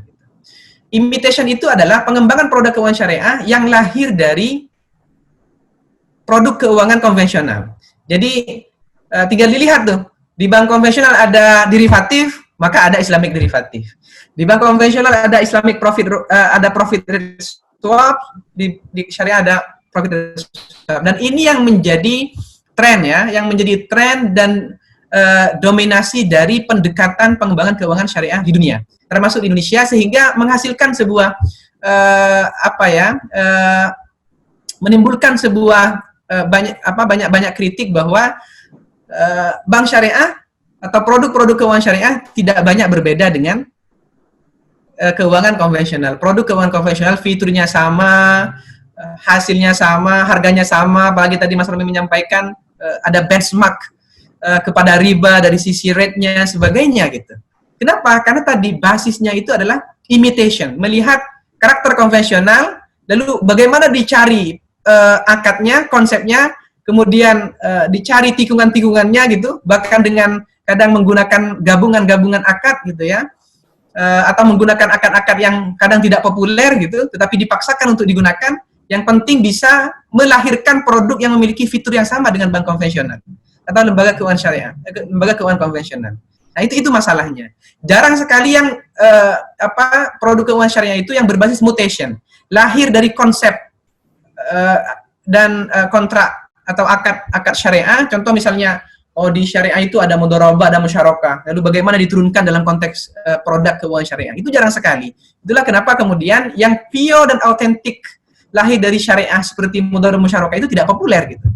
Karena apa? Karena tidak dapat menawarkan karakter dan kelebihan-kelebihan sebagaimana yang diberikan oleh bank konvensional. Kemudian yang ketiga, ada pendekatan yang satisfaction, melihat kebutuhan pasar. Ya, pasar memiliki keperluan untuk kredit card, lalu kita menawarkan Islamic credit dan sebagainya. Tetapi memang yang ketiga ini juga ada, tetapi tidak dominan. Yang dominan itu yang pertama adalah imitation. Nah, karena imitation, maka teknik pengembangan produk-produknya itu akhirnya kemudian banyak terjadi modifikasi, penggabungan akad-akad, proses-proses yang kadang terlalu dipaksakan. Sehingga kalau kita melihat setidaknya ada 4 teknik ya pengembangan produk keuangan syariah di dunia, termasuk di Indonesia, sehingga dia menghasilkan karakter dan fitur yang sama dengan produk keuangan konvensional.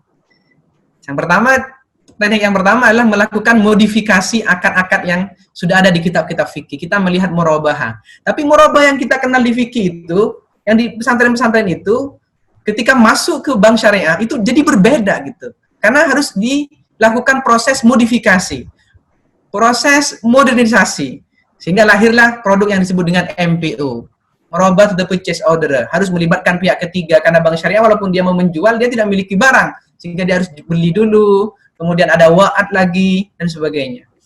Kemudian, teknik yang kedua yang banyak dipakai juga dalam konteks pengembangan produk keuangan syariah di dunia, termasuk di Indonesia, adalah dengan cara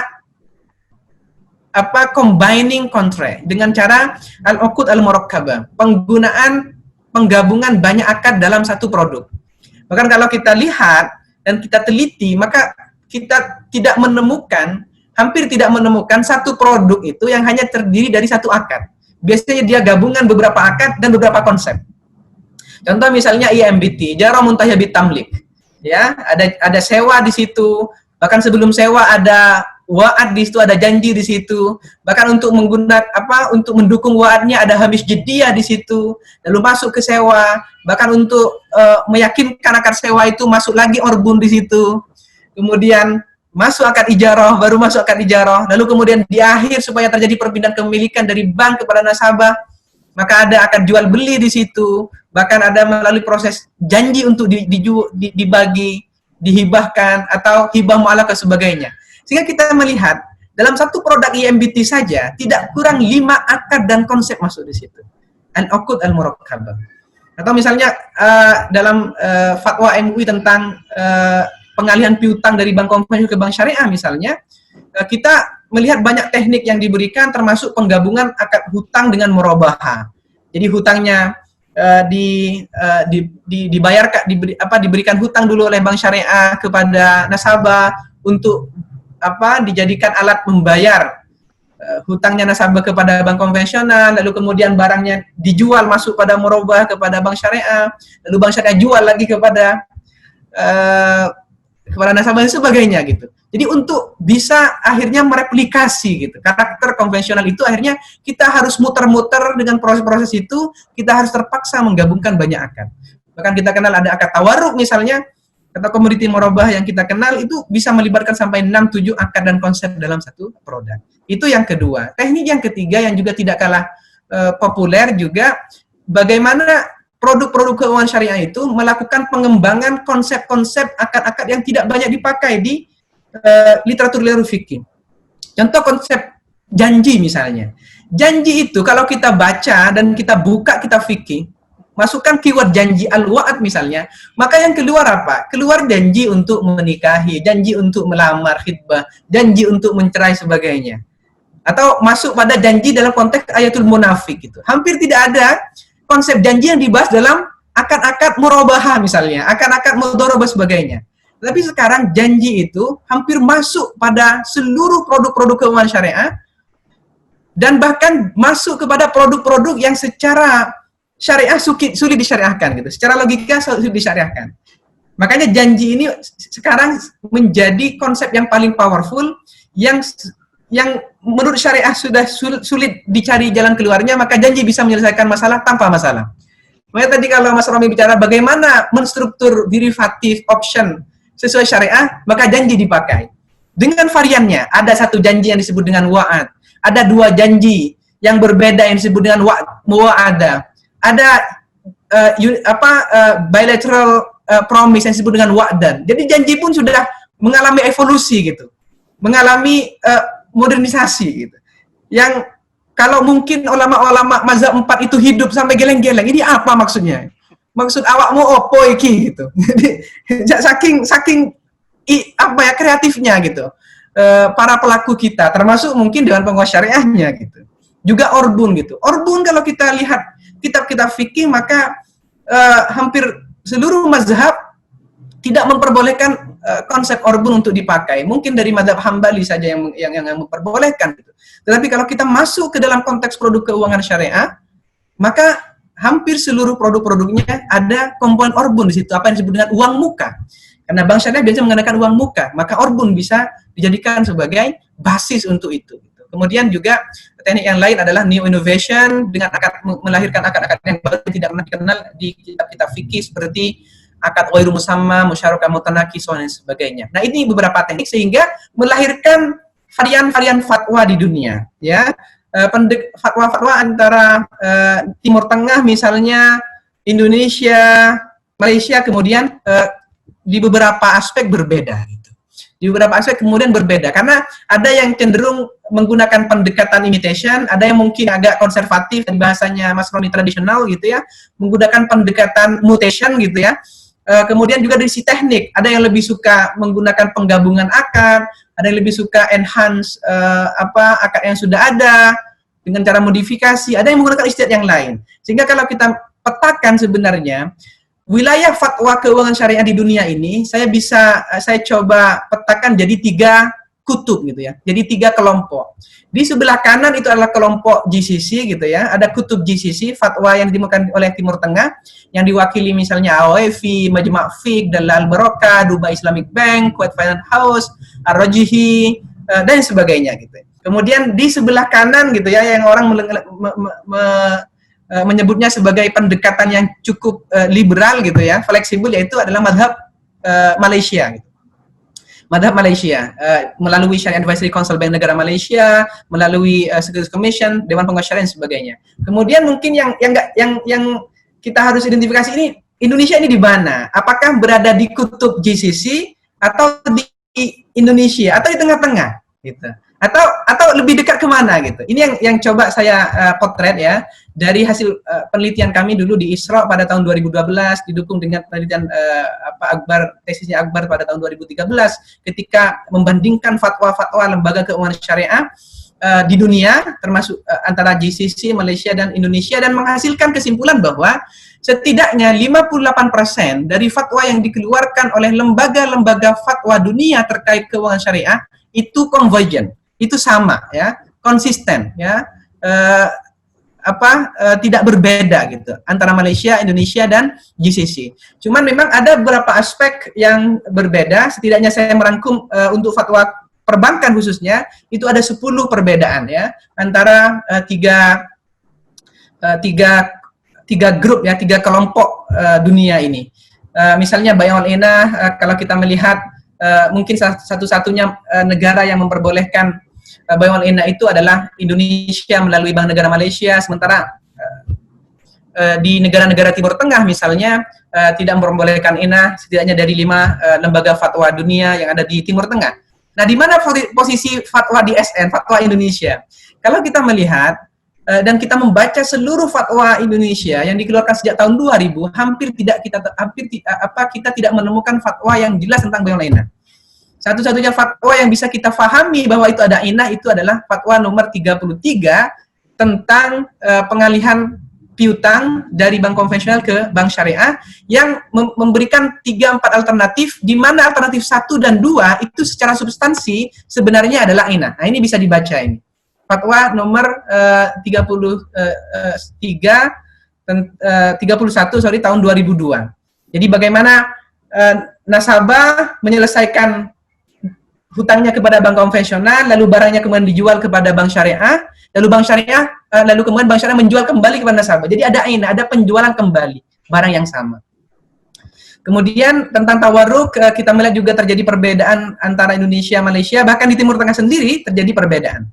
Fatwa di SN nomor 82 membolehkan sama dengan Malaysia, sama dengan AOFI, tetapi fatwa yang lain, misalnya yang berbasis di Saudi, satu di Jeddah, satu di Mekah, Majma' Fiqh dengan Majma' Rabithah itu tidak memperbolehkan sama sekali. Saya akan agak cepat ini karena waktunya juga tidak banyak dan supaya memberikan kesempatan untuk diskusi setelah ini. Nah, lalu sehingga kemudian karena terjadi perbedaan fatwa itu, akhirnya terjadi perbedaan praktek dan implementasi akad-akad itu dalam konteks produk keuangan syariah. Misalnya dalam konteks tawarruk ya, community murabahah, Malaysia, Brunei, Eropa dan kebanyakan negara-negara Timur Tengah itu memperbolehkan dan menggunakan akad ini di banyak produk termasuk deposito, pembiayaan, suku sebagainya. Sementara Indonesia ikut fatwa AOIV juga, fatwa DSN nomor 82 sama dengan Saudi Arabia dan Sudan itu hanya memperbolehkan pada liquidity management sama dengan Qatar dan Pakistan. Sementara Oman itu mungkin satu-satunya negara yang sama sekali tidak memperbolehkan tawarruk ya sampai hari ini. Tetapi uniknya walaupun dia tidak memperbolehkan, setidaknya average growth-nya sampai 25%, termasuk salah satu yang tertinggi di dunia. Nah, yang unik di Indonesia, ketika Indonesia mungkin kadang sama dengan Malaysia, kadang sama dengan Timur Tengah, ada satu fatwa yang di mana fatwa Indonesia ini berbeda dengan seluruh fatwa di dunia. Hampir seluruh fatwa di dunia, termasuk Malaysia dan Indonesia. Nah, ini Indonesia membentuk oposisi gitu ya, oposisi sendiri gitu, yaitu tentang bolehnya jual beli emas secara cicilan. Di mana negara-negara yang lain tidak memperbolehkan karena tetap menganggap emas sebagai barang ribawi. Tapi di Indonesia melalui fatwa nomor 77 tahun 2010 memperbolehkan jual beli emas termasuk emas batangan melalui cicilan. Nah, ini mungkin yang agak unik dari fatwa Indonesia. Jadi satu sisi dia kadang strict, dia kadang sangat dekat ke GCC, kadang sama dengan Malaysia, tapi di aspek yang lain dia kadang berbeda sama sekali dengan dunia. Ya, kemudian yang lain-lain mungkin saya akan skip, tetapi secara kesimpulannya bahwa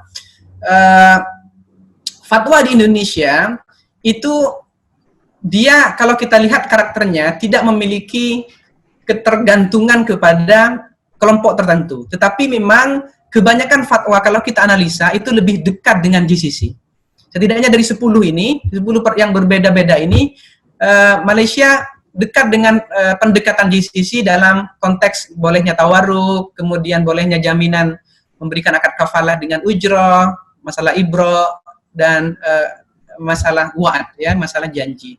Apakah dia mengikat atau tidak. Sementara pada beberapa fatwa, Indonesia lebih dekat dengan Malaysia, misalnya setidaknya pada dibolehkannya memberikan hibah atau bahasa fatwanya atau ya gitu, pada deposito, pada tabungan, dan pada kasus bagaimana restructuring dan rescheduling tercipta.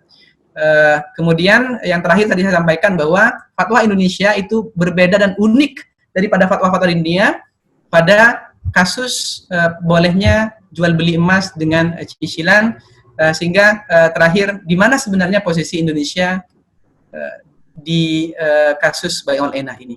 Itu yang masih abu-abu yang saya pahami. Itu saja mungkin Mas Evan, kurang lebihnya mohon maaf, semoga dapat melengkapi. Insya Allah kita akan banyak berinteraksi di sesi tanya jawab kalau ada. Wallahu a'lam. Oke, terima kasih Pak Dr. Mahbub. Saya sangat menarik sekali dari materi dua narasumber ini. Saya sedikit membahas sedikit topik, mengulas kembali terkait materinya Pak Mahbubi. Tadi bagaimana menggambarkan kondisi fatwa kemudian di SNMUI yang ada di Indonesia seperti apa. Saya sangat merasakan Pak Mahbubi gimana selama 4 hari mengikuti pelatihan. Tadi masih mending tadi ada IMBT. Dari IMBT itu ada turun lagi ada berapa akad di dalamnya. Diputar sampai kembali ini bisa dilakukan. Ini sangat menarik sekali. Akad-akad yang ada di Indonesia. Kemudian berkaitan terhadap Dewan Pengawas. Dewan Pengawas Syariah untuk di Bengkulu ini saja sangat terbatas. Untuk pendirian BPRS saja kita harus impor Dewan Pengawas Syariah yang ada di Jakarta. Kemudian syarat-syaratnya pun sangat menarik sekali otoritas yang dilakukan. Setelah kita dilakukan seleksi atau sertifikasi oleh Dewan Syariah Nasional, kita harus lagi ujian praktek diseleksi oleh otoritas jasa keuangan. Yang sangat banyak bermasalah itu biasanya di otoritas jasa keuangan. Ketika para kiai kita ditanya bagaimana posisi laporan keuangan, gimana akuntansinya dan sebagainya, itu sangat sedikit membingungkan. Ya. Nah, kemudian tadi Pak Romi juga menjelaskan adanya mortgage syariah di Australia. Untuk di Indonesia sendiri sama, banyak sekali produk-produk mortgage yang sudah diterbitkan oleh DSN MUI yang sudah dijual juga di pasar modal Indonesia. Ada EBA Subprime Syariah, sudah ada EBA Syariah, sekarang ada Dinfra Syariah, dan banyak sekali produk-produk yang sudah dikeluarkan. Nah, untuk selanjutnya sambil kita membuka diskusi, tadi ada satu pertanyaan dari Bapak RC Sisdianto yang disampaikan kepada Bapak Romi Aditya Setiawan. Untuk pertama ini untuk diskusi kita, pertanyaannya ditujukan dulu ke Pak Romi Aditya Setiawan. Pertanyaannya, Pak, bagaimana antisipasi bank syariah terhadap persaingan fintech yang sangat menjamur saat ini, Pak? Kemudian bagaimana kiat-kiat bank syariah untuk menghadapi tantangan tersebut? Mungkin kepada Bapak Romi dipersilahkan untuk memberikan jawabannya. Nah, terima kasih. Pak Evan, bisa diulangi itu apa? Feedback? Apa kata? Bagaimana antisipasi bank syariah terhadap persaingan finansial teknologi yang sedang menjamur? Oh, fintech. P2P lending. Iya. Peer-to-peer lending. Oke, terima kasih.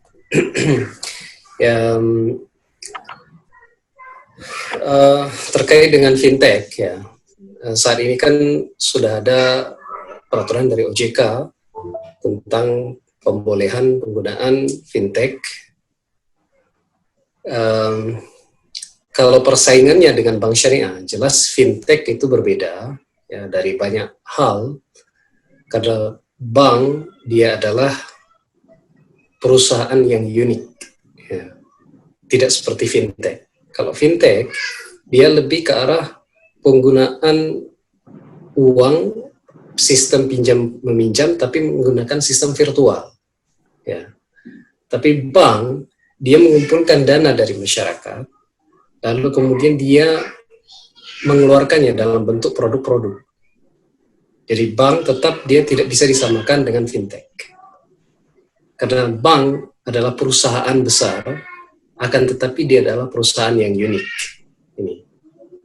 Maka kalau kita lihat lagi, ya, jelas fintech dia adalah sebuah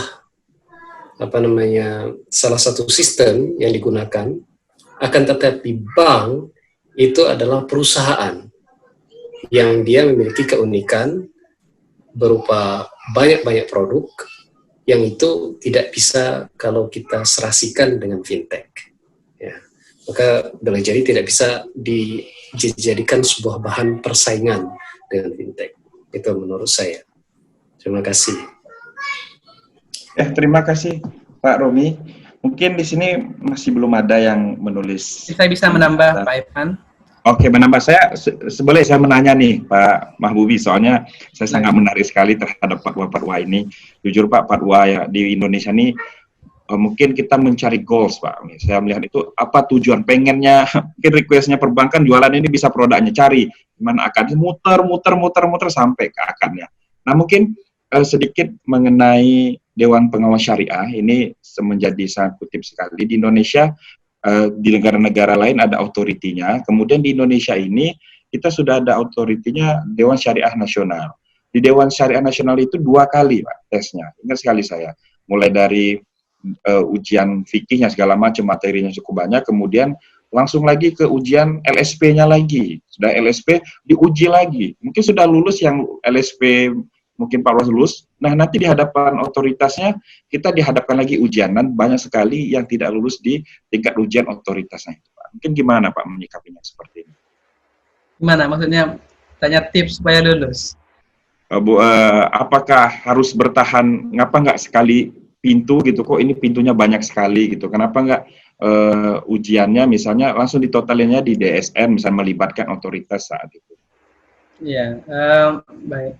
Saya mungkin tidak bisa banyak mencampuri ya urusan dapur itu ya, tetapi mungkin kalau memberikan komen itu mungkin bisa sedikit. Tapi sebelum masuk ke situ Pak, mungkin saya tambah sedikit ya masalah fintech tadi. Jadi saya setuju tadi dengan apa yang disampaikan oleh Mas Romi bahwa kita bank atau lembaga keuangan syariah ini tidak bisa berkompetisi dengan fintech. Kita tidak bisa menjadikan fintech ini sebagai kompetitor. Sebab kalau kita menjadikan sebagai kompetitor, maka kita pasti akan kalah. Kalah cepat gitu ya, kalah murah, kalah proses, kalah semuanya gitu. Jadi pasti kalah. Sehingga memang fintech itu harus dijadikan sebagai partners, bukan sebagai kompetitor. Because the moment you put it as a competitor, you will perish. Kamu akan hilang gitu. Jadi kalau partner bersinergi, maka itu sebuah keniscayaan. Maka sekarang di Indonesia juga, di Malaysia, banyak sekali sekarang ini bank-bank syariah ini sudah menginisiasi ke arah Islamic Digital Banking. Jadi itu adalah komponen fintech di situ, sehingga orang sekarang ini mau nabung nggak harus lagi ke cabang, kemudian antri berjam-jam, ngisi formulir, kemudian bertemu dengan teller yang sampai teler gitu kan ya. jadi sudah nggak ke sana gitu. Sekarang ini pinginnya yang cepat, semuanya bisa dilakukan di rumah, pembiayaan dari rumah, pembayaran premium dari rumah, semua dari rumah. Dan itu sudah ke sana, saya melihat itu karena apalagi dengan momentum COVID ini. Dengan adanya momentum COVID ini menurut saya adalah blessing in disguise pada digital banking dan fintech. Kenapa? Karena orang sekarang dengan adanya COVID ini semakin takut bertemu orang, semakin takut memegang uang, semakin takut memegang cek, banknote sebagainya.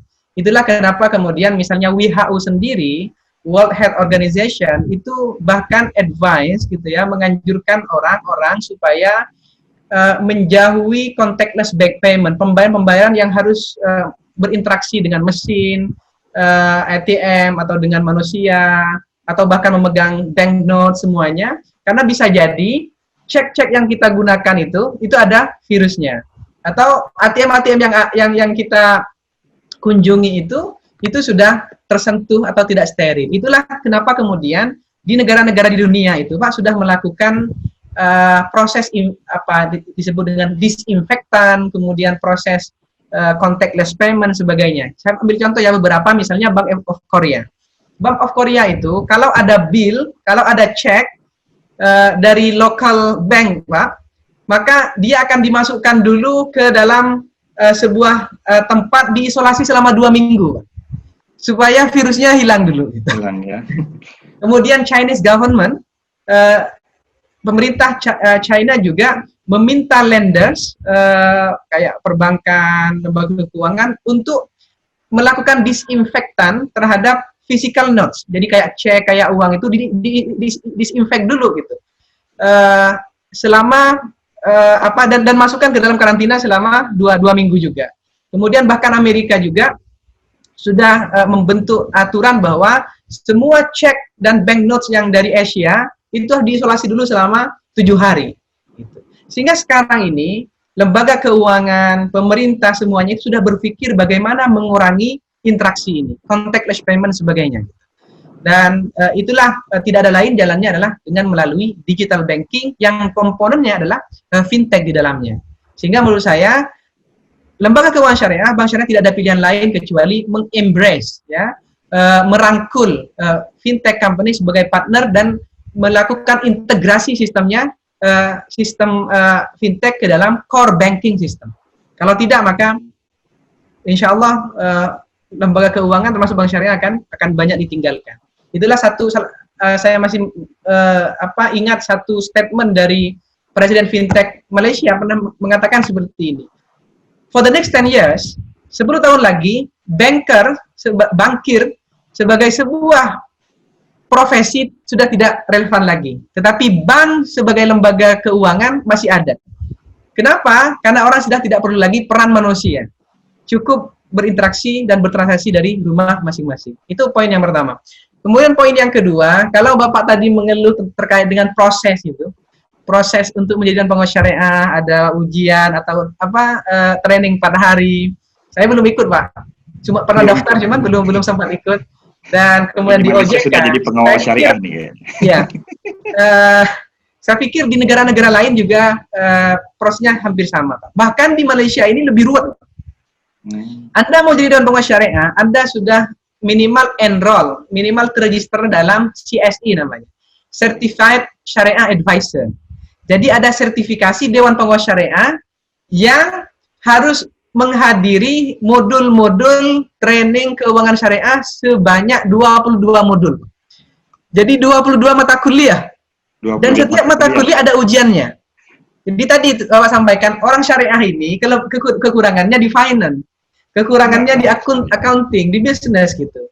Sehingga supaya bisa menjembatani itu, menutup gap itu, maka di sini yang Dewan Pengawas Syariah dari background syariah, dia harus mengambil CSI, hingga dia harus ikut training-training akuntansi, training-training asuransi, perbankan, manajemen risiko, corporate governance, semua itu. Dan beberapa dari mereka ada yang ngulang, Pak. Bahkan harus 3 kali ngulang gitu.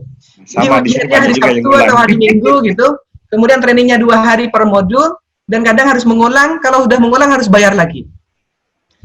Nah, di samping itu mereka juga harus lulus, tapi kalau nah ini mungkin yang membedakan antara Indonesia dengan Malaysia. Di Malaysia memang ada sesi wawancara dengan Bank Negara Malaysia atau dengan OJK lah gitu. OJK-nya Malaysia, OJK-nya Indonesia, OJK-nya Malaysia, tetapi tidak seserem gitu, Pak ya. Nggak tahu, nanti mungkin Pak Evan bisa sharing bagaimana seremnya ujian di OJK itu. Kalau di sini biasanya cuma ditanya pandangan kita tentang keuangan syariah, tentang akad ini, tentang itu, biasanya gitu. Jadi ingin memastikan bahwa kita bukan mazhab yang misalnya mengatakan bunga itu nggak apa-apa. Jadi kalau sudah seperti itu maka nggak usah lagi kan Pak itu. Ininya gitu. Kita masuk jadi Dewan Pengawas Syariah. Toh kalau bunga sudah tidak riba, maka buat apa ada Dewan Pengawas Syariah dan buat apa ada bank syariah gitu. Tinggal itulah sebenarnya tujuannya kalau di kita lebih pada formalitas dan memastikan bahwa kalau Dewan Pengawas Syariah itu memiliki visi dan misi yang sama, mindset yang sama dengan Central Bank. Tapi kalau di OJK saya nggak tahu, tetapi menurut saya tetap ada kepentingan untuk fit on proper test itu minimal untuk menyamakan visi dan misi dan bisa menerjemahkan keinginan dan aspirasi dari regulator dalam konteks lembaga keuangan syariah, setidaknya ketika mereka menjalankan tugas-tugasnya sebagai Dewan Pengawas Syariah. Tapi tidak sampai harus menghafalkan OJK nomor sekian. Nah, itu mungkin menurut saya, kata orang Malaysia itu melampau gitu. Melampau. Bahasanya Mas Romi itu too much gitu. Too much. Oke, Mas Evan ya. Mungkin Oke, baik, terima kasih Pak Dr. Mahbubi dan Pak Romi Adityo Setiawan. Sepertinya waktu kita sudah melewatin agenda kita, sangat luar biasa materinya pada siang hari ini. Saya sangat mendapatkan hal-hal yang baru, terutama dari materi Pak Mahbubi tadi mengenai fatwa-fatwa, kemudian bagaimana di dunia ini sistem keuangan syariahnya bagaimana, kemudian tadi dijelaskan juga oleh Bapak Romi Setiawan bagaimana suku, kemudian bagaimana mortgage syariah, bagaimana aset-aset underlying yang dimiliki oleh perbankan-perbankan syariah yang bisa menjadi rematch untuk pengembangan perbankan-perbankan syariah yang ada di Indonesia ini. Mungkin itu saja Bapak Ibu pada hari ini webinar kita. Saya mengucapkan sangat terima kasih kepada narasumber kita Bapak Mahbubi Ali dan Bapak Romi Adityo Setiawan. Kemudian kepada seluruh peserta yang telah berpartisipasi, nanti akan dihubungin oleh panitia dan dikirimkan sertifikat. Silakan nanti akan dihubungin dari kontak, bisa dapat menghubungin kontak person yang sudah ada tertera di pada flyer kita. Mungkin akhir kata, apabila ada salah kata pada kegiatan hari ini, saya ucapkan yang sebesar-besarnya kepada Bapak Ketua Stisnu, Bapak Ketua Senat ini, Pak Mahbubi Ali, walaupun di PCNU Malaysia menjadi Wakil Rais Surya, tapi Pak Mr. Arif Rahman Hakim ini Ketua Senat juga nih di Sekolah Tinggi Ilmu Ekonomi Syariah Nadatul Ulama Bengkulu. Insyaallah kita satu lagi nanti komunikasi dan kerjasama antara NU Malaysia dengan NU Bengkulu, insyaallah. Insyaallah. Insyaallah. Program-program ke depan. Saya juga minta maaf Pak atas kesalahan teknis tadi dan ketidaknyamanan dalam diskusi sehingga harus terpotong. Saya minta maaf yang sebanyak-banyaknya. Terima kasih atas kesempatan yang diberikan khususnya kepada Stisnu. Insyaallah ke depan kami siap sharing lagi, bahkan bekerja sama. Kalau perlu mungkin bekerjasama dengan kantor saya, kita buat event bersama yang skalanya internasional. Kami sangat menunggu dari kerjasama dari Pak Mahbubi Ali dan Pak Romi Adityo Setiawan. Kalau pulang ke Bengkulu ini selalu menyempatkan waktu mengisi seminar di Stisnu Bengkulu. Alhamdulillah pada hari ini di Malaysia sudah sore masih juga menyempatkan waktunya. Di Sydney Pak, bukan di Malaysia. Di Australia, di Sydney ya. Ya, di sini sekarang sudah jam 3, udah masuk sholat asar kami di sini karena musim dingin. Masih Jam 5 lockdown, nanti. masih lockdown atau sudah bebas ini? Sekarang phase 2, lockdown tapi phase 2. Jadi kita boleh keluar, ketemu sama teman-teman, masuk ke dalam rumah orang boleh, tapi hanya dibatasi 10 orang. Jadi kalau PSBB lebih, transisi. iya, PSBB Sama. transisi. Nah, di Malaysia sama gitu. Jadi border pun masih ada yang tutup. Tasmania itu stepnya masih tutup, nggak boleh orang dari luar ke sana. Ya begitulah, walaupun lockdown tetapi tetap bisa berjumpa melalui dunia maya lah. Terima kasih banyak Dr. Mabubi, tadi saya banyak sekali belajar tadi tentang Sama-sama, salam kenal. Insyaallah kita sharingnya. bisa sambung lagi silaturahim. Oke, Ya, baik. mudah-mudahan. Bapak Ibu sekalian, mari kita tutup acara ini dengan melepaskan hamdalah. Alhamdulillahirrahmanirrahim. Saya selaku moderator, apabila ada salah kata saya mohon maaf. Terima kasih. Wallahu muwaffiq ila aqwamit thoriq. Wassalamualaikum warahmatullahi wabarakatuh.